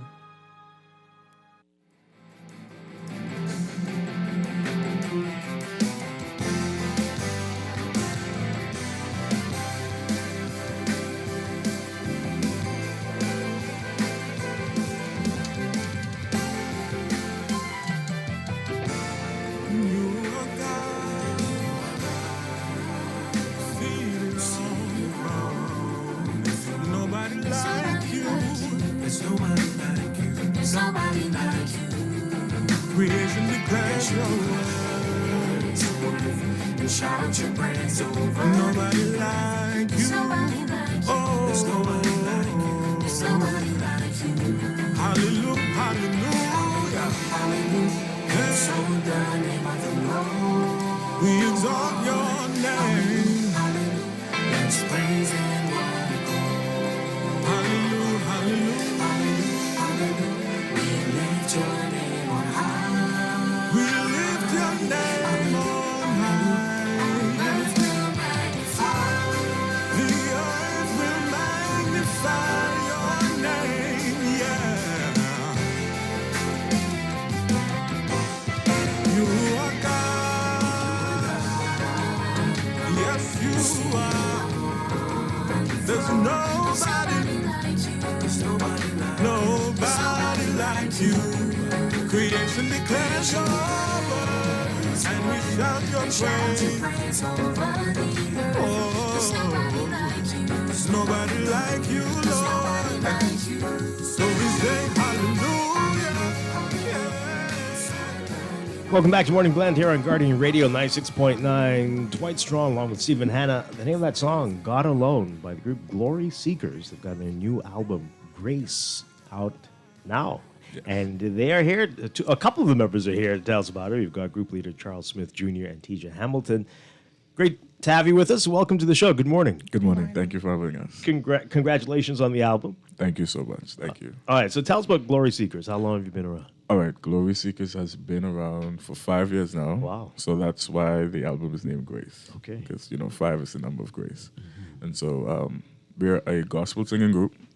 We started off singing, of course, other person's songs, but now we have a project on our own that we're extremely proud of. Nice. Yeah. Yeah. How's this journey been? What's the 5 years been like? It's been taxing. Yeah. But it's been rewarding. When you do something that you love to do, which is singing and producing, it's rewarding in the end. Yeah. How many members in Glory Seekers? Wow. And it's about 8 or 9. Okay. 9 in total, yeah. Yeah. Well, myself will make 10, so 10 of us. Same people for the whole 5 years? We've grown. Okay. Yeah. Right. So we started with 4. 3. No, 4. 4. Yeah. We started with 4 persons, and now we're up to 10. Yeah. Yeah. Why did you feel this is important? What's the objective, the aim of the group? Well, realistically and honestly, it wasn't supposed to be a group. Mm-hmm. So we started off doing events. Mm-hmm. So the name of the event was the Glory Seekers Experience. Mm-hmm. So we just pulled a few people together to sing for those events, not thinking that, one day we would actually be a singing group. So it started in about 2019, we started getting persons outside asking us to sing. And so I was like, maybe we should just make this a group. Maybe we should just do this. And so that's how we got here. It wasn't necessarily the plan, but we're here. Mm-hmm. We're here. Mm-hmm. So, okay, let's talk about the album. Mm-hmm. This is your first album of your material, or? Yes, it's our first album, not our first time producing music, though. Okay. Mm-hmm. Yeah, we had a single that dropped in 2020 in the midst of the pandemic named I Surrender. Mm-hmm. And so now, we have a complete album now. Mm-hmm.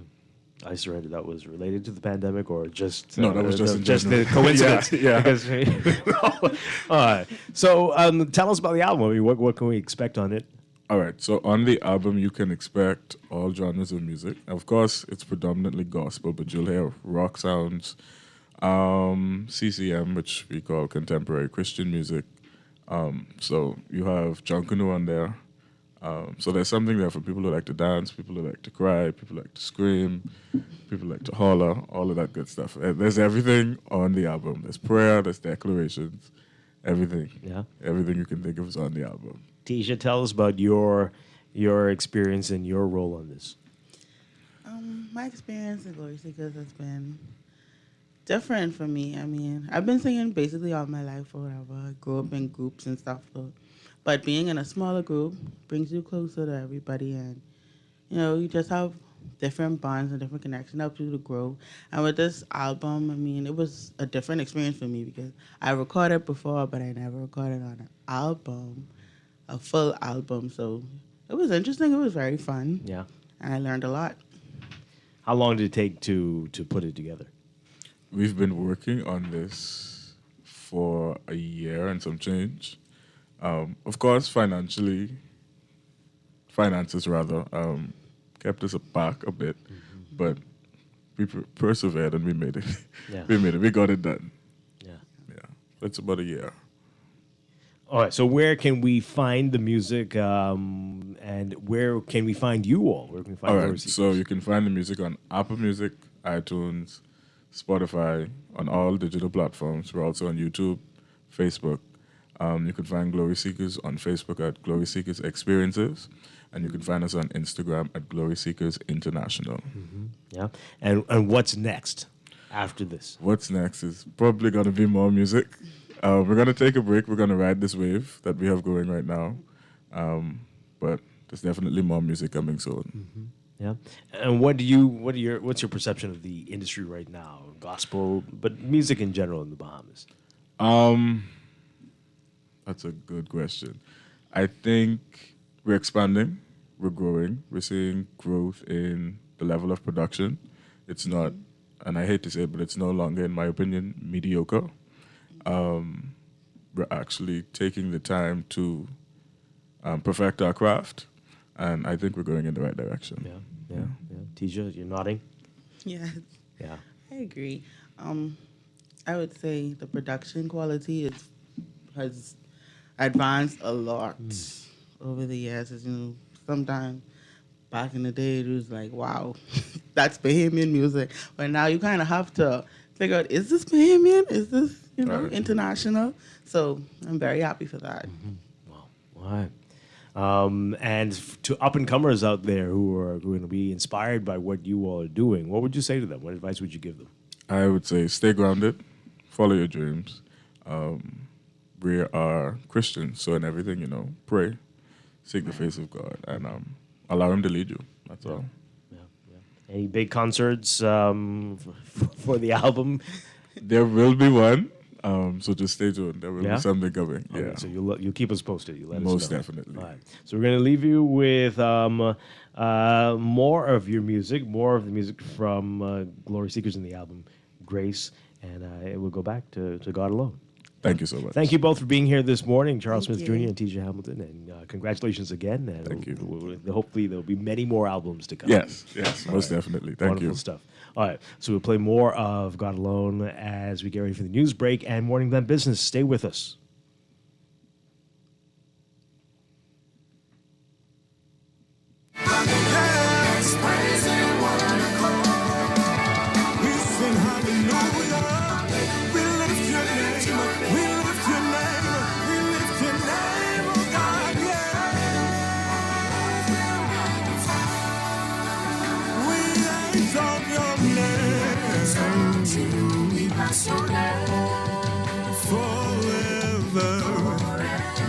You'll remain the same. You're a man of your word.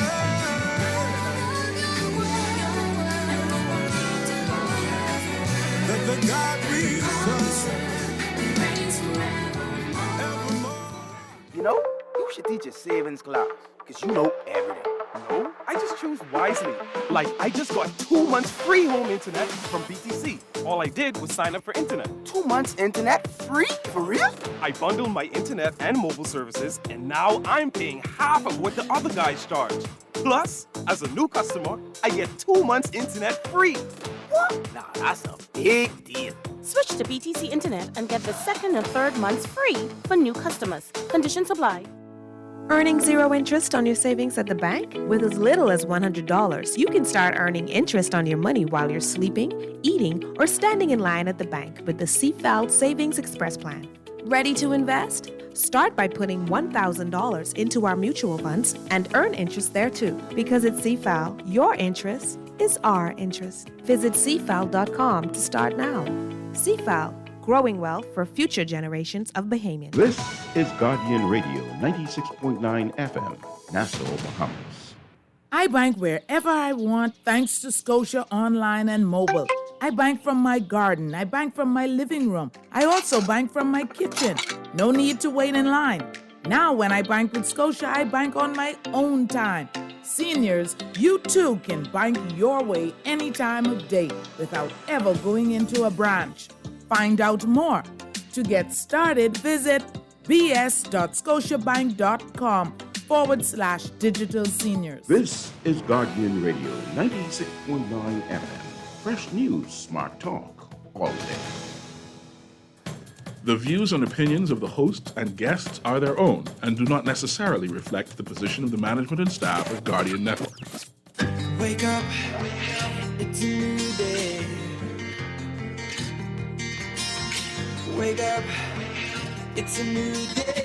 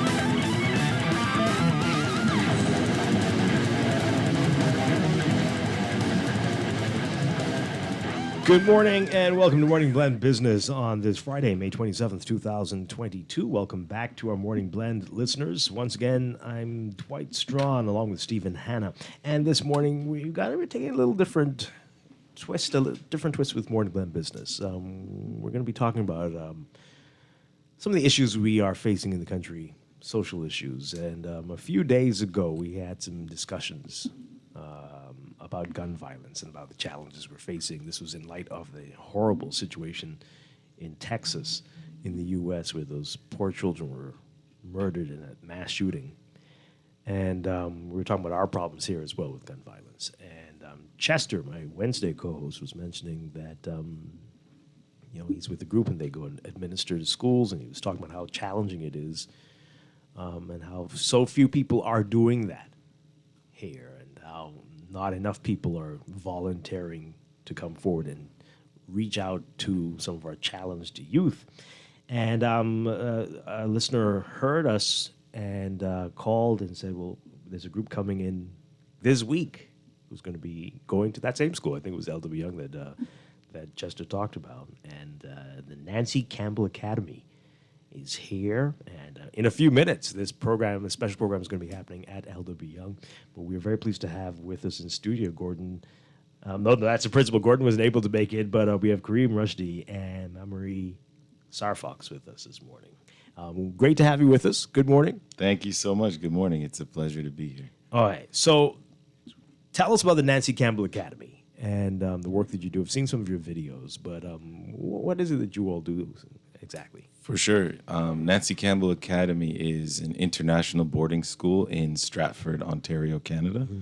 We've been around for about 30 years, and we're a very small school that focuses on arts education as well as social justice. So primarily focusing on service to the community. So everything that we do, we try to have conversations with our students about being of service. So if we're going to be making art like a song or dance, which we do a lot of that sort of thing, it better be about somehow serving others. That's amazing. Yeah. Yeah. How long has the school been around? About 30 years. Wow. Yeah. Okay. Wow. Yeah. Why did you feel that was important to have that focus? Why does the school think that's what's needed? Well, actually, Mr. Gordon Naylor and his wife, Ellen, actually founded the school. So they're the founders of the school. And they founded it for that reason. So it was literally began with that vision of doing something different in education. So giving students the chance to not just be behind a desk, but to be out there in the world. Yeah. So our students that are here right now, they're not actually dancers. So they're not in a dance class. Wow. They're in a class called World Citizenship Curriculum. So they're learning and talking about these social justice issues. And then we have these choreographed dances about some of those issues. And so they learn them and they head out, and then They do the performance and then they have conversations with people after the fact. That's pretty cool. So it's about engaging in conversation. So Yeah. we're not trying to go fix the problems of the world Right. because we cannot possibly do that. But to open a conversation is pretty powerful. So how many students came with you on this trip? This time, 16. Okay. Yeah. All right. Mama, what is this like being a part of this? Tell us about that. So I grew up in the Gambia, West Africa, and wow. my parents run a girls' education program called Starfish International.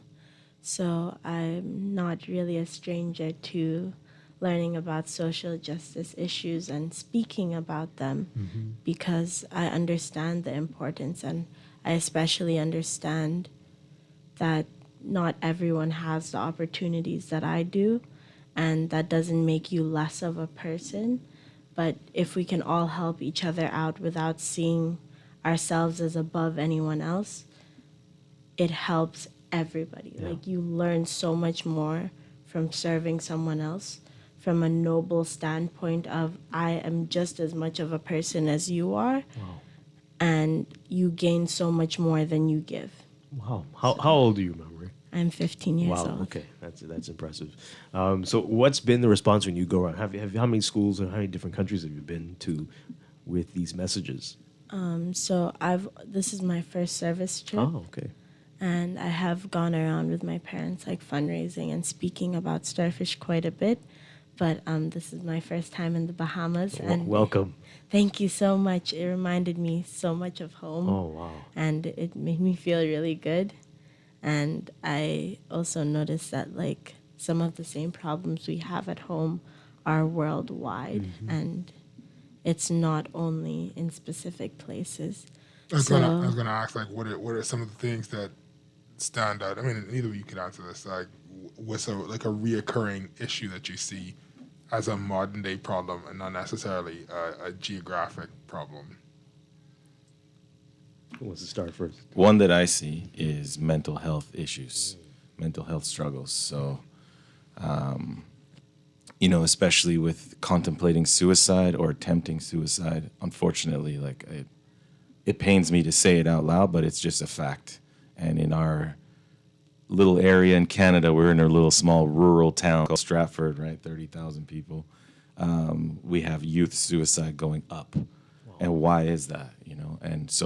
And then being here, I've met some local friends and they're telling me as well here in Bahamas.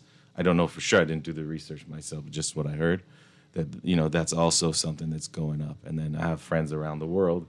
I've lived in many countries and it just kind of seems to be a global issue. I might strongly be related with COVID and being in lockdown for so long. But I also think that being in lockdown kind of exacerbates some issues that may have already existed, So that's my thought. I don't know about Mom Mary.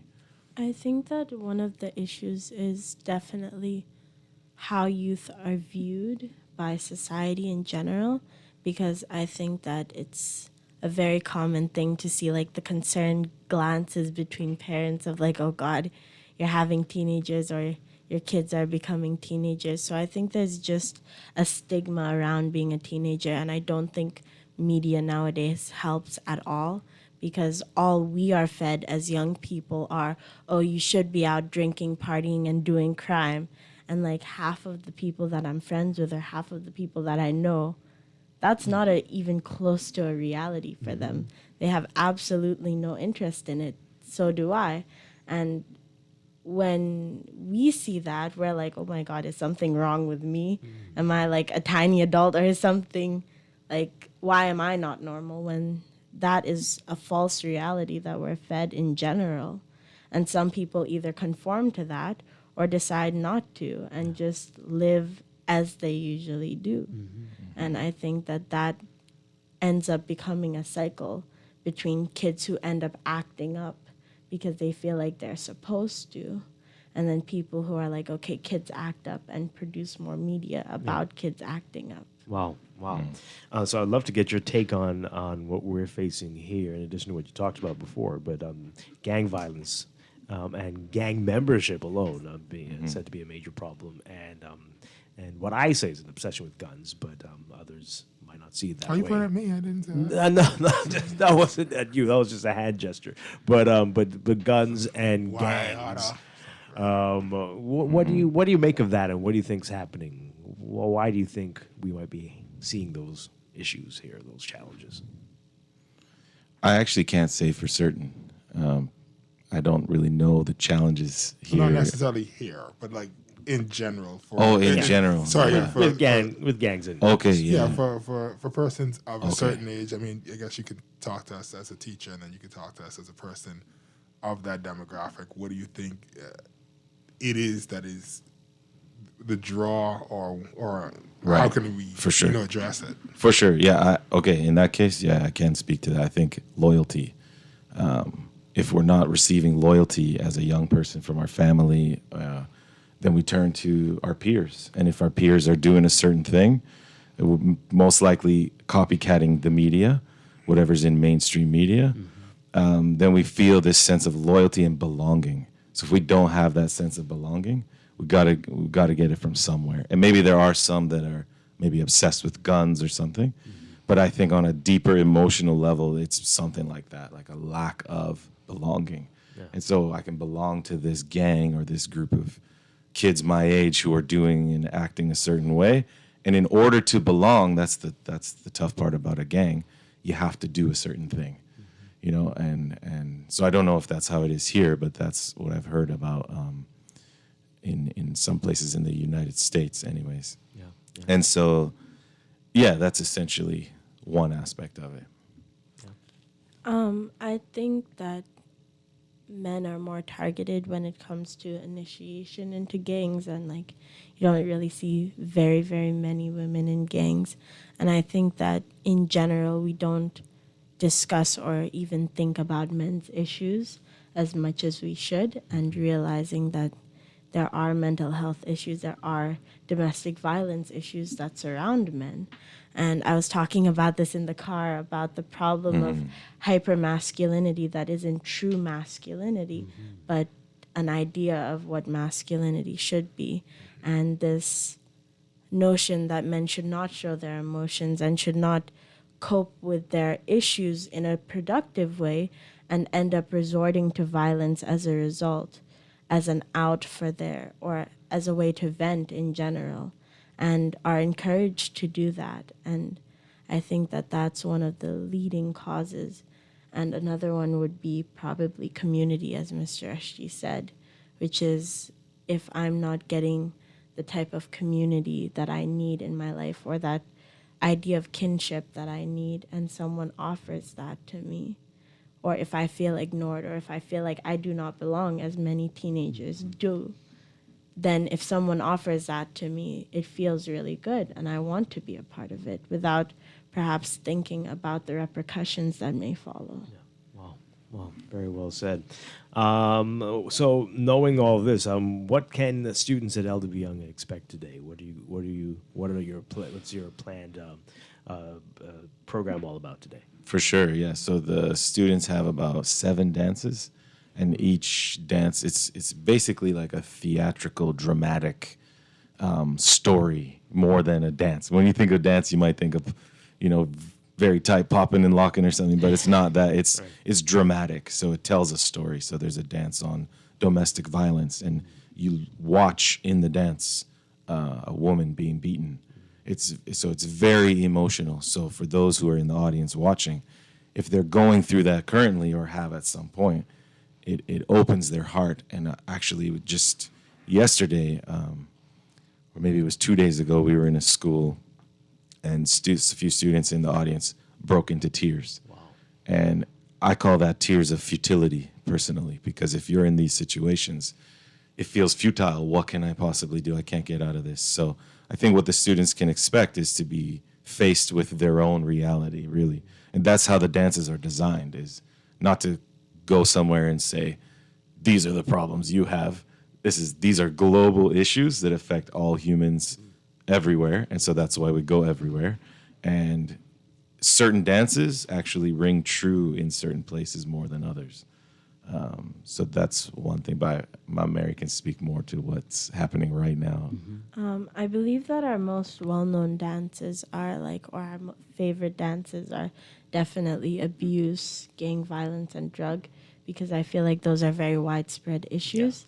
And I think that the importance or the reason why we even do these dances are because we understand that the way the world is, nobody likes it. I think that's definitely the reason why we have so many issues with mental health. And some people say that it might also be sobriety in teens, because a couple of years ago, the usage of drugs amongst teenagers have dropped drastically, yet mental health issues have skyrocketed. Wow. And some people say oh, it's because we're sober and we can actually see what's going on and we do not like it. And it makes sense to an extent. We aren't completely burying our heads in other things, and we can actually see and experience what's going on, and it makes you feel trapped after a while, especially with social media. It's in your face all the time. There's no way to ignore it. But I think that our biggest thing with these dances are that it's not about fixing a problem, it's about prevention.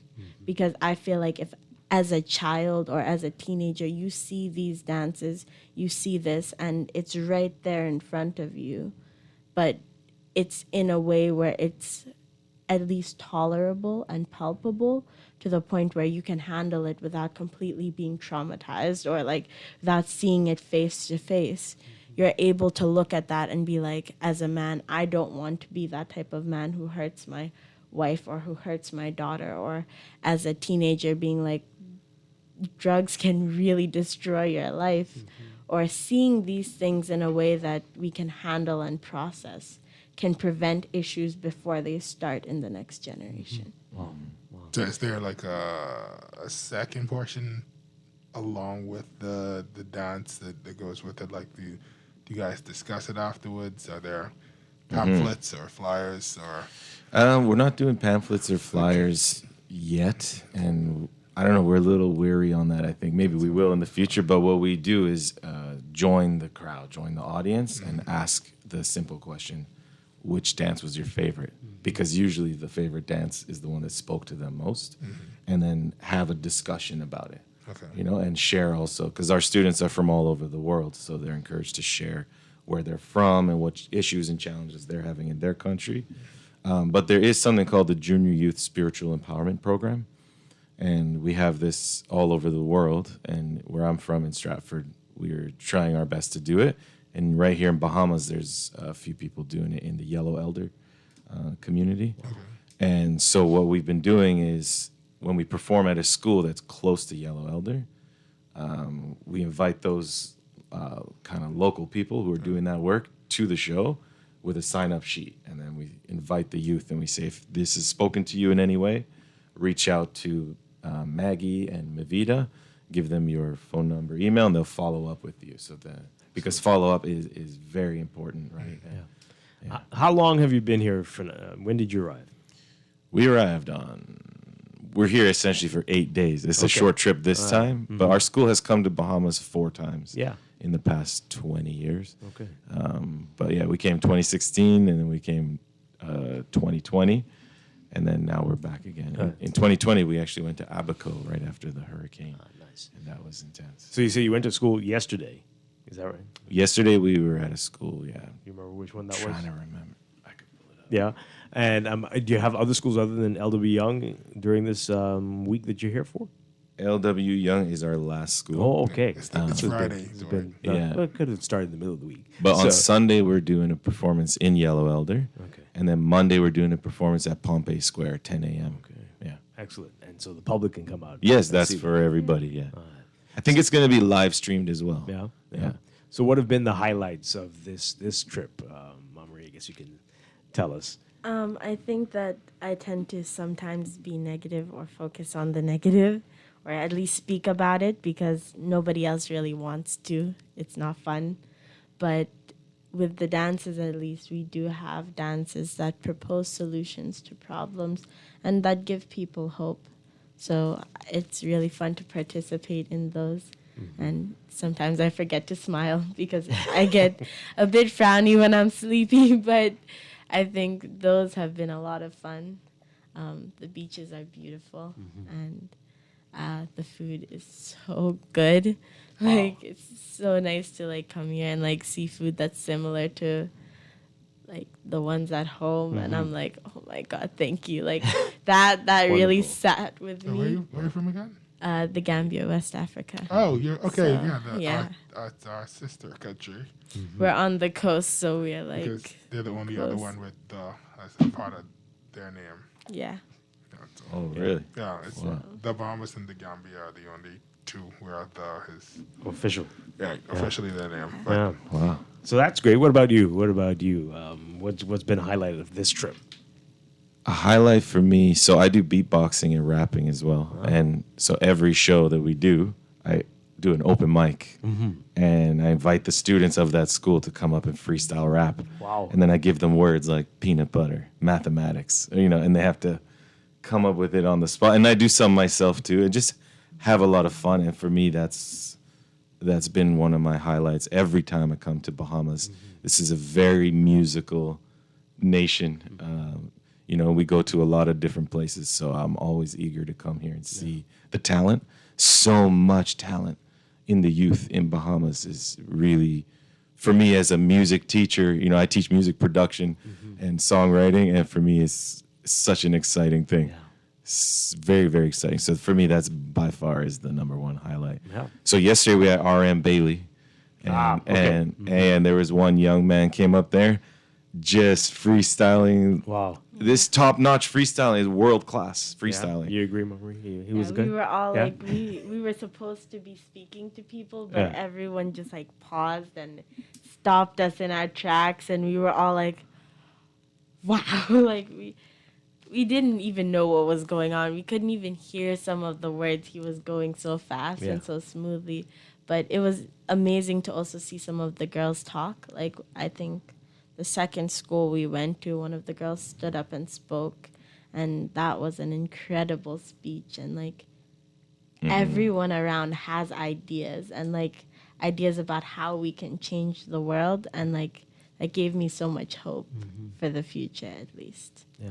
Wow. That's encouraging. Yeah, That's so encouraging. sometimes we invite the students up right after a dance and say, well, what did you think about that? What just happened? Yeah. And they share in front of their whole school. So it takes a lot of bravery to do that. So we really applaud them when it does it's happen. amazing to hear you all talk like this because, unfortunately, and I guess the media plays a role in this, but when we talk about the schools, it's usually something horrible that's happened there. So government high school, AF Adderley, amazing talent, amazing energy. At least when we were there, with the open mic and I had the beats going and just incredible energy. And a few students saying, can we come to your school and make an album? And I'm saying, okay, let's try and figure that out or something. These youth need to be recorded. So I'm going to call out all the producers in Bahamas. Go to these high schools. This is a top tier talent. For me, I'm getting goosebumps just remembering it from a few days ago, really. And I'm not trying to overstate it. And I've been making music for a long time. So, Folks, I hope you're listening. joke. We've got to tap into this, and this is This is going to change their mindsets about so many things. And I think we need to be comfortable as adults to challenge the youth. So it's not we don't just do open mic, say whatever you want. I actually give rules, and I say it's a family friendly, respect, encouragement, and not only that, I'm gonna challenge you to talk about inspiring things. Yeah. So first I start with peanut butter mathematics. Right. Then I say the power of youth, racism, unity. And they're freestyling about these topics. Like, I don't know. Yeah. I've been doing rap for 15 years, so I know that it's not easy, and they're just crushing it. So you're expecting a great day at LW Young today. Yes. Wow. Okay. So I really want Kareem you to do some freestyle. Now that I want to hear this. I want to hear. Okay. Something off the cuff. Yeah. Are you going to beatbox? Stephen, why don't you do it? What I do you don't need from beatbox. us? What do you need from us? Oh, he's going to do it himself. All right. I definitely don't freestyle. We can snap. Okay. Okay, my name is Kareem. I don't live in the dream. I understand that everywhere we go, there is a scene. We need to understand every woman and man needs some change. We got to rearrange, bring positivity into our lives. Because, we got to strive and work hard every day. I'm here with Dwight. You know that he is right. And we got Steve Hanna. He is keeping it real every single day. And you know that we feel real good at the Guardian Radio. No, I won't stop. I won't play me, though. My name is Kareem. I'm here with my Mary, represent Nancy Campbell Academy from Ontario. Oh, okay. That's good stuff. Good stuff. Great stuff there. Wonderful stuff. Harder to rhyme harder than they think.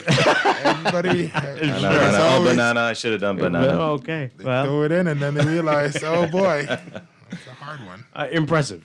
I'm just trying not to do Bahama and pajama every time. Oh, that's good. We appreciate you for that one. That's good. All right. So are you in Kareem's class? Mr. Rushdie, I heard you call him. Yeah, so. This year I'm not. Last year I was. Yeah. That's about it. So, I mean, we can see you have a bright future ahead of you. What are your plans? Thank you. I do quite a bit of poetry because I think it's a really nice way to vent about difficult topics. I also like to sing.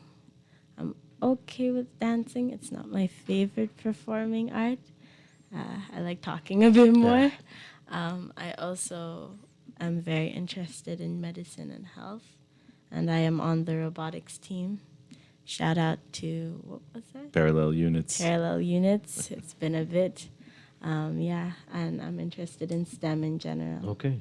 Exciting. All right. So what is next for Nancy Campbell Academy? I mean, are you visiting more countries after the Bahamas? What do you do? Well, this semester has been pretty intense because it's as if we're piling in all the activities we missed over 2 years into one semester. Yeah. So we just had a group who went to Nova Scotia in Canada. They visited the Eskasoni Reserve and more places there. So they returned, and the next day we came here. It's different groups. Okay. And so there's definitely more of this. I think Barbados is on the list in the fall. And just more countries. We also just built a recording studio at our school. Nice. So the idea about maybe bringing students from all over the world to make a global youth album is something in the future as well. Oh, that should be very exciting. Yeah. Wow. I'm really pumped about that. So. Yeah. All right. So in our final couple of minutes, what would you say to young people out there who are struggling, who are feeling a bit lost and don't know what they're going to do with their lives? What would you say to them right now? I would say realize your inherent nobility. Being a noble person is not something that is given to you externally. You have to realize it for yourself. So be open to it, welcome it, and it's a sign of strength. So welcome that strength. And the interesting thing is the way to build that strength is by getting out there. So I would say take action in the community. Get to know the people and the needs. It might be something as simple as picking up garbage to doing a presentation on crime or healthy eating. I don't know what it is. Whatever the need, every community is literally different. So to the youth, I would say take action, and the adults have messed it up, is what I would say. And so it's your turn. Right. So wake up to your moment and own it. That's what I would say. It would be somewhat hypocritical of me to say that I know your situation or I know how bad it can be, because I have been very fortunate in my life to be able to not have some problems, but everybody does have problems, and everybody does have those days where it's really, really hard to keep going. And I would say that find what you love to do. Find your niche, find what makes you want to keep going, and find a way to help others using that. And just, I don't think there is much to say because it's hard. It's really, really, really hard. But when you find what you love and when you find your passion and you use it to make sure others can keep going and make sure that others can find their purpose as well, it helps a lot. So, yeah. Wow. Marie Sarah Fox, you are an amazing person, and we wish you all the best. You're going to have a bright, beautiful future ahead of you, as we said before. But thank you so much for being here. And Kareem Rushdie, you're doing great work. This is amazing. Thank you so much for what you said here this morning and what you're going to be doing this morning. And Nancy Academy, everybody there. This is fantastic. Keep it up. And we appreciate you very much. We're honored to be here. Thank you so Thank you much. for having us. Enjoy the rest of your stay. Hopefully you'll be back. And we definitely will. Yeah. Definitely. Great stuff. Great stuff. We're going to take a break and be back with more. This is Morning Blend Business on Guardian Radio 96.9. Ain't gotta smile up when you know that you feel low. It's hard to fly without a plane. And everybody can call somebody, get us somebody. Ooh, never knew they'd be a hero just like you. Work your hardest to get as far as the sun, the stars, and moon. Never easy, but the real dreams will come true.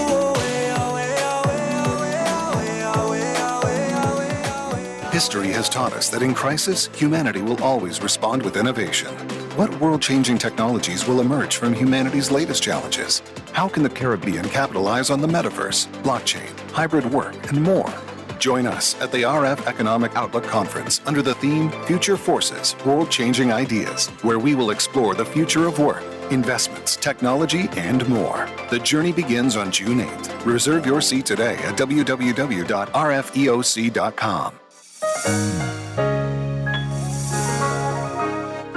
Fidelity, we're good for you. We know how important collecting your money can be to the success of your business.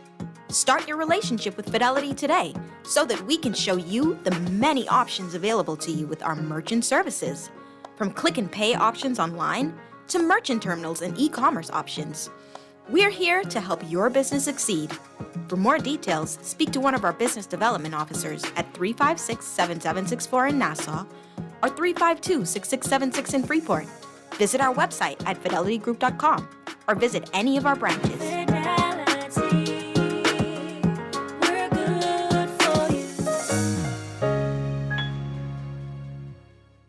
Imagine driving your dream car, doing all the things you never thought you could, like perfecting your parallel parking skills or picking up your date. Everyone loves to dream. Stop dreaming. Start driving with a brand new offer from Scotiabank. With an auto loan from Scotiabank, benefit from no payments for up to 2 months, a low interest rate up to 9 years to repay, and free insurance for the first year up to 2.5% of the loan amount. Promotion ends June 30th, 2022. Stop dreaming and start driving today with an auto loan from Scotiabank.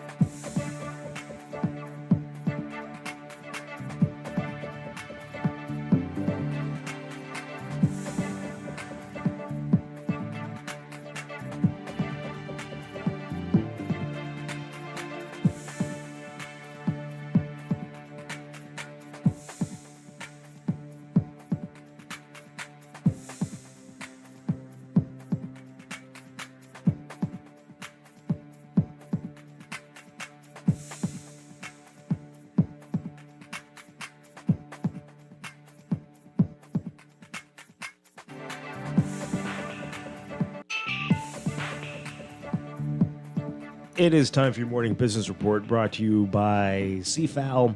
Financial Secretary Simon Wilson explaining that the Public Finance Management Act has kept the government from expeditiously utilizing extra revenue, requiring the government to ask Parliament for more money in borrowing than will likely be needed. Wilson says the government expects to change parts of the PFM so that the situation does not reoccur. According to Wilson, the inflexibility of the act ties the hands of the public treasury in certain situations, such as causing the government to submit 2 borrowing resolutions to Parliament. He says a supplementary budget is required because the Public Finance Management Act does not allow the government to put in place and use contingencies. The $200 million extra in revenue means that we'll have $200 million available that can be used for payments, but they don't have the authority. You can read more about this in today's Guardian business section. The country will have to continue to wait for some sort of sovereign wealth or rainy day fund, according to Minister of Economic Affairs Michael Alkitis, who explained that should the country be successful in selling carbon credits, that could be the impetus for the start of a fund.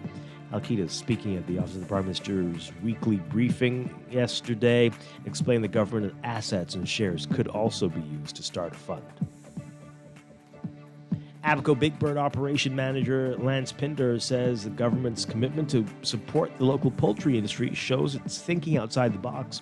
Prime Minister Philip Davis announced during the 2022-2023 budget communication that the government will provide support to local poultry producers by assisting in lowering the cost of electricity. Pinder told Guardian Business that he's been in discussions with the government over the past few weeks, and the government was very concerned about food prices and wanted to know how they could support companies like Abaco Big Bird. And electricity was talked about, and a subsidy. You can read more about what was discussed in today's Guardian business section. And Easy Car Sales owner Pia Farmer welcoming the reduction in customs duty to 10% for electric vehicles in that $50,000 to $70,000 range, adding that it would make it easier for more businesses to save on costs during a particularly trying time. After a 10% jump in sales during 2021, Farmer says that earlier this year that the company had a goal to double its sales target in 2022, but that a reduction in duty for larger, more expensive cars would be necessary in order to get more businesses to switch to electric vehicles. The duty was also reduced on electric vehicles and hybrids over $70,000 to 25%. Overseas officials from the Group of 7 wealthy nations announcing today that they will aim to largely end greenhouse gas emissions from their power sectors by 2035, making it highly unlikely that those countries will burn coal for electricity beyond that date.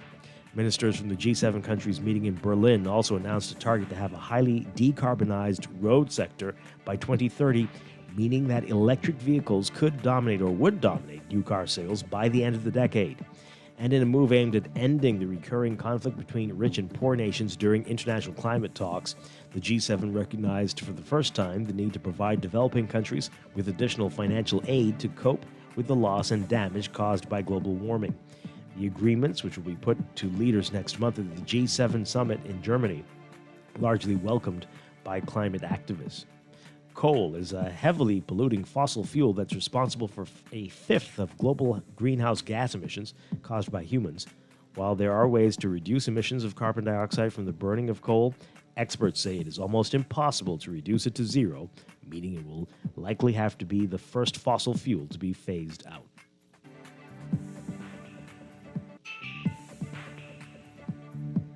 And an inflation gauge closely tracked by the U.S. Federal Reserve rose 6.3% in April from a year earlier, just below a 4-decade high set in March and the first slowdown since November 2020.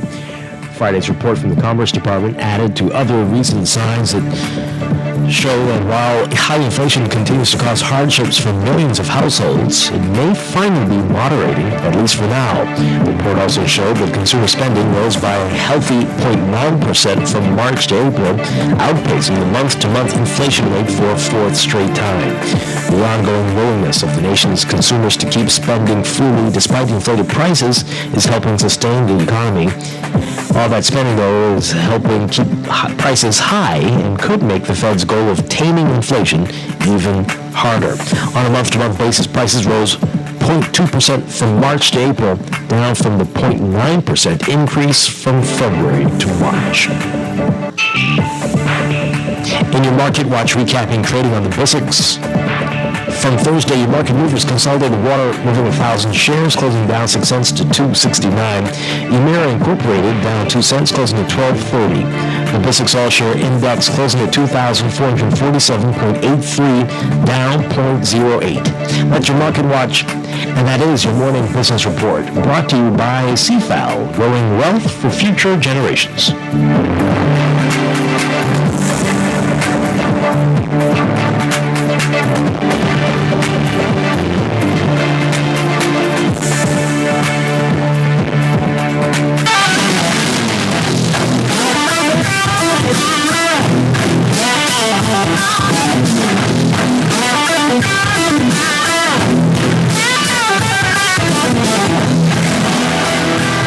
We're back here with Morning Blend Business on Garden Radio 96.9. Dwight Strachan with Stephen Hanna on this Friday morning. And I hope people were paying attention to that segment just now. I know it's a little bit of a departure for what we normally do during Morning Blend Business, but we had a great opportunity to speak with the Nancy Campbell Academy. And, there was an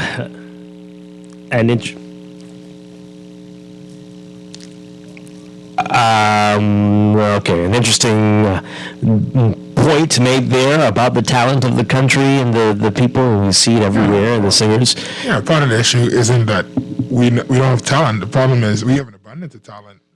The main problem is, honestly, Dwight, the gatekeepers. Yeah. Because if you've ever produced a piece of music in this country, trying to get it on the radio is next to impossible unless you're already popular. And that's all radio stations. That's across the board, all right? It's like you're not going to get your music in because it sounds good or because it was produced well or because it's relevant. You have to have the right, either a proper marketing team to help you push it, or you have to already be popular. Because like Bohemian Trey, he was already popular by the time the radio accepted him. They didn't accept him, and then he became popular, right? And the gatekeepers, they overlook new things, and it's the same issue across the board. It's not just music and culture is one way where we see it obviously, where it's like, oh, how many millions of times people say, oh, this person funny, or why more. Case in point, I'll use myself as an example. Oh, people like, oh, Steven, man, he should be further along, man. Why? And you never talk about making a movie. Someone said this to you? All the time, every single really? day, right? And the thing is, yeah, you're right. However, people will go with what is safe and what they know rather than try something new until it becomes popular enough for them to adopt it. But, I don't think we do. But I'm saying that's across the board, Right. not just for the arts. That's across the board for technology. That's across the board for, well, why don't we hire a person to do this? Yeah.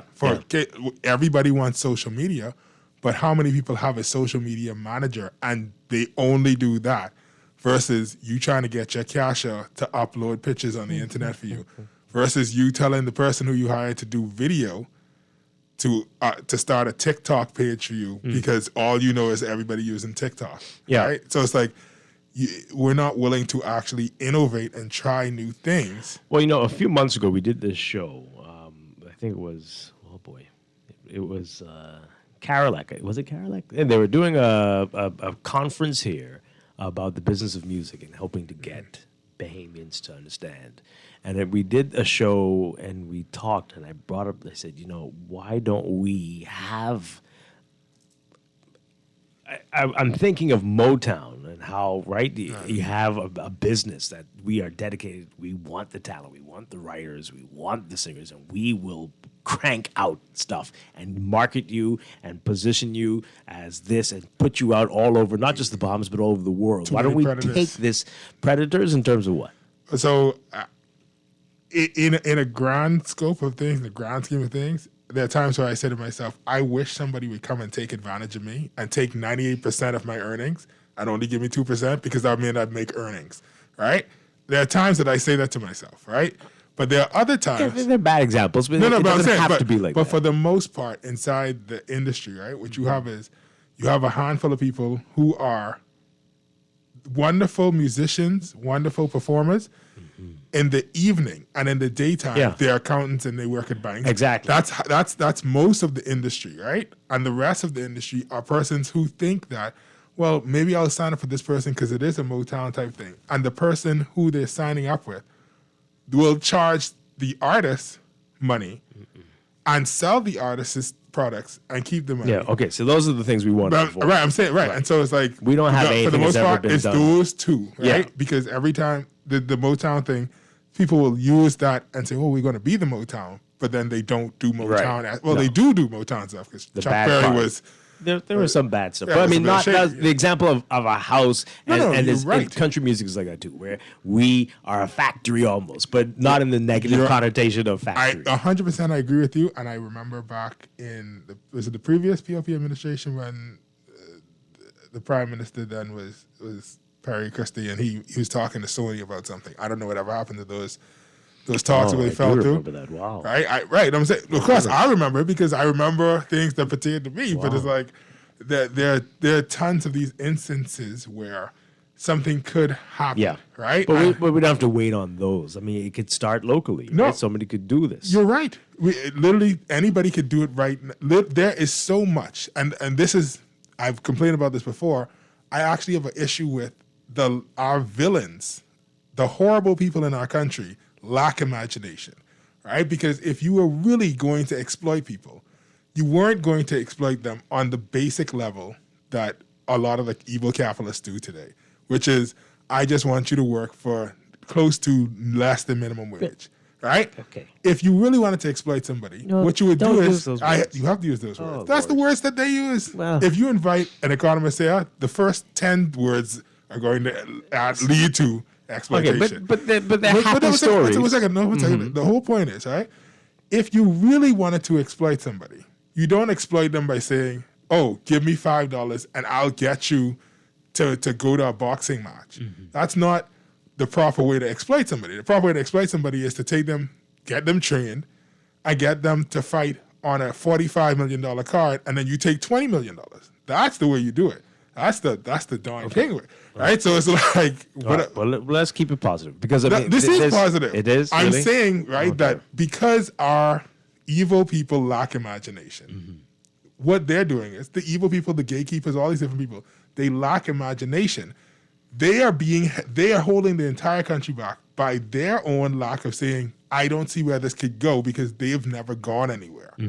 All right, so let's forget them and think about the potential here. And that is what is happening. And everybody who... Because you can't do this on your... And that's what came out of that discussion we had on the show that day, that everyone's trying to do everything on their own. You are trying to write and produce your own music and market yourself and do all these things, and you're failing at everything. And it's next to impossible. Yeah, but we need to have, and I said that perhaps that's where we might need to all come together and have it under even the government, perhaps, to help to Not even the market. government. What, You specifically especially the government. You specifically need a department that would be, and so as a central casting almost, where you can say we have this great writer, we can pair this writer with this song person, this singer, and these musicians, and we could create some hits for not just the Bahamas but around the world. So And you we'll have- market you. We'll put the full force to get our Bro, talent exported all over the world. Here's the thing: do it and let the government take 10% off the top.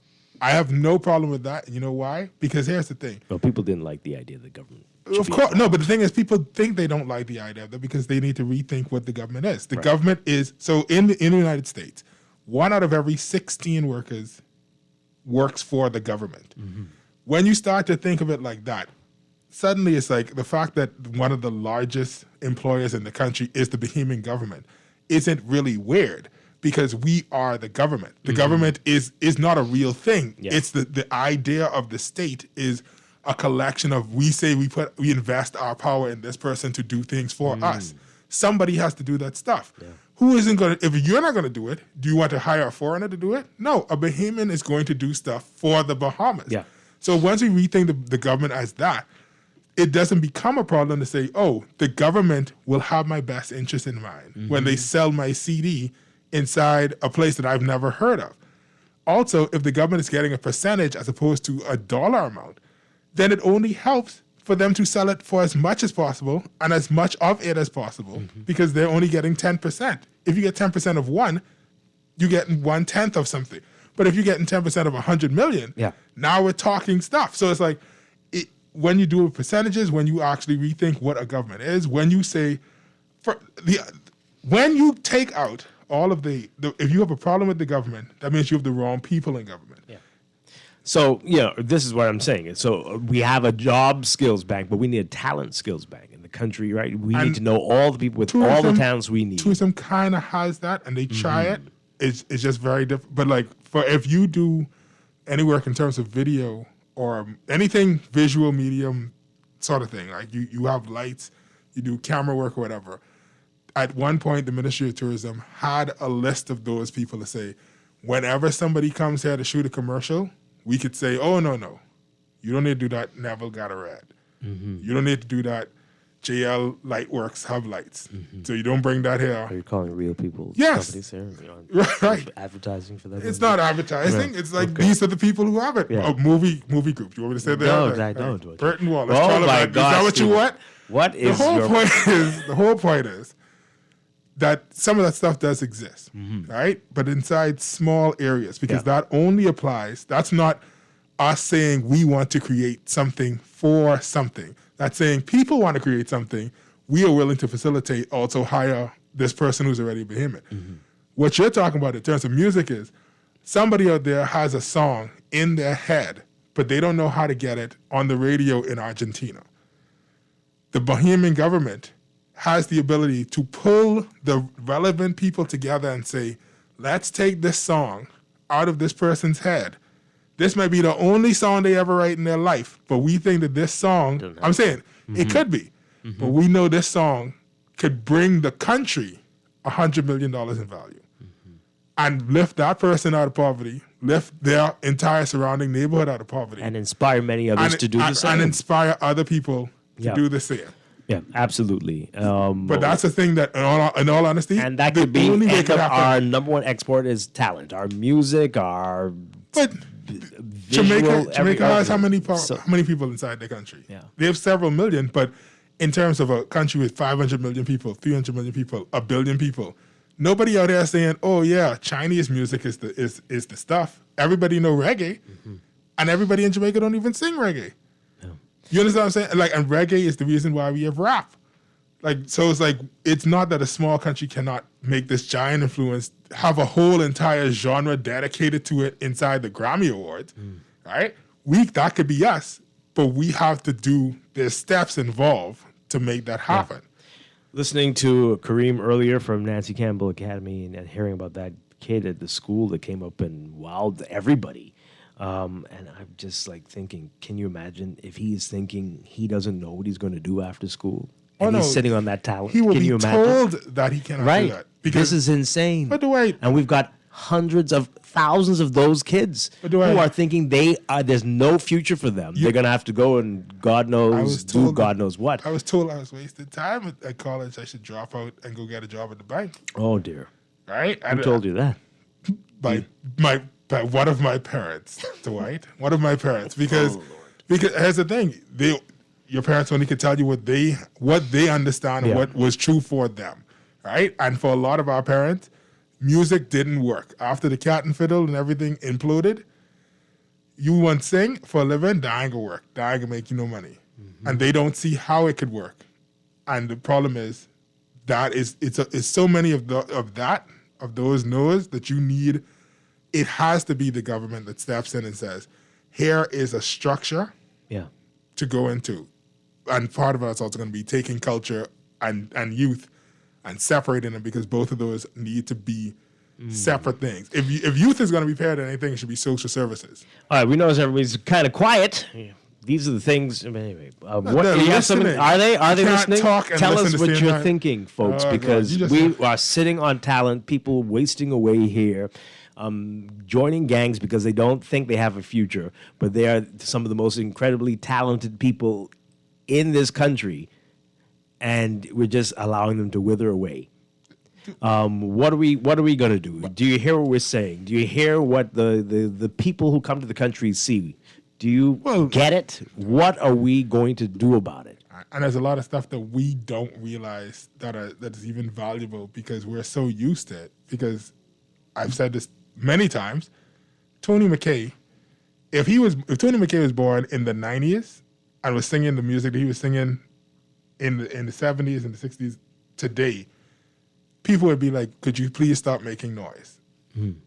Tony McKay is a world famous musician, and the thing is, we don't appreciate it because we're like, that's just him. That's just Anthony from Cat Island. He's just making noise. Yeah.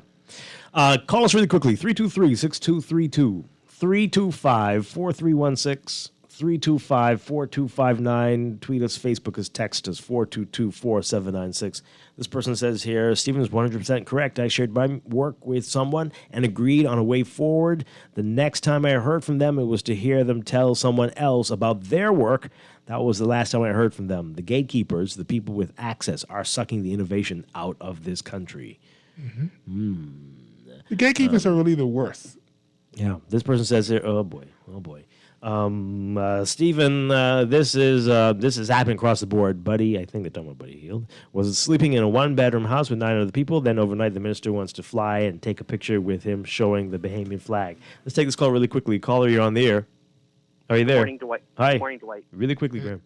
Really quick. Foreigners see the value in our country, and it never happens until we find the politician understanding the foreigner. Wink, wink. And then it happens only for other people besides us. It's so sad we don't fix the Bahamas. We should do a Shark Tank with you on it and others, and it would be in the public forum. So when it was discussed, your idea, it would come to fruition, and if someone stole it, we would know when they stole it, eh? Interesting. Let's fix the Bahamas, bro. Yeah. Okay. Oh, and Dwight, I can leave you with this one. Should there be a by-election in Long Island? I'm going independent. I'll bring you the plan. Yeah, that won't help you there. You got to be the only one color they see, apparently. That's not true. Hold on. That's not A true. good Abaco man. That's not true. One in Long Island before, Mike Lightburn. Yeah, I'm going to say.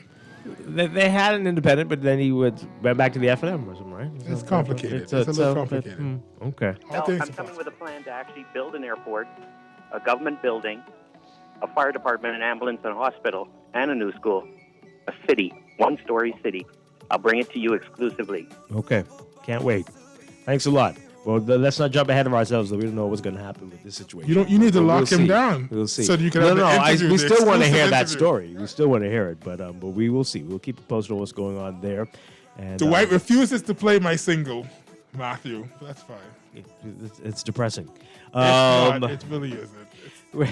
Steven, thanks for sticking around for the whole hour. I appreciate that. Oh, congrats to all the UB graduates yesterday. Yes. Good luck to all of you. I was Congratulations. told to say congratulations to Ashley Murray. Yeah. Okay, to everybody. And Good the stuff. other people. All of you. The nurses. You've been through a lot. This is a challenging time to have been in college. I thought you meant me. I have been through a lot. You're right. These 2 years, but we would congratulate you on that. Keep up the great work. We're looking for great things from all of you.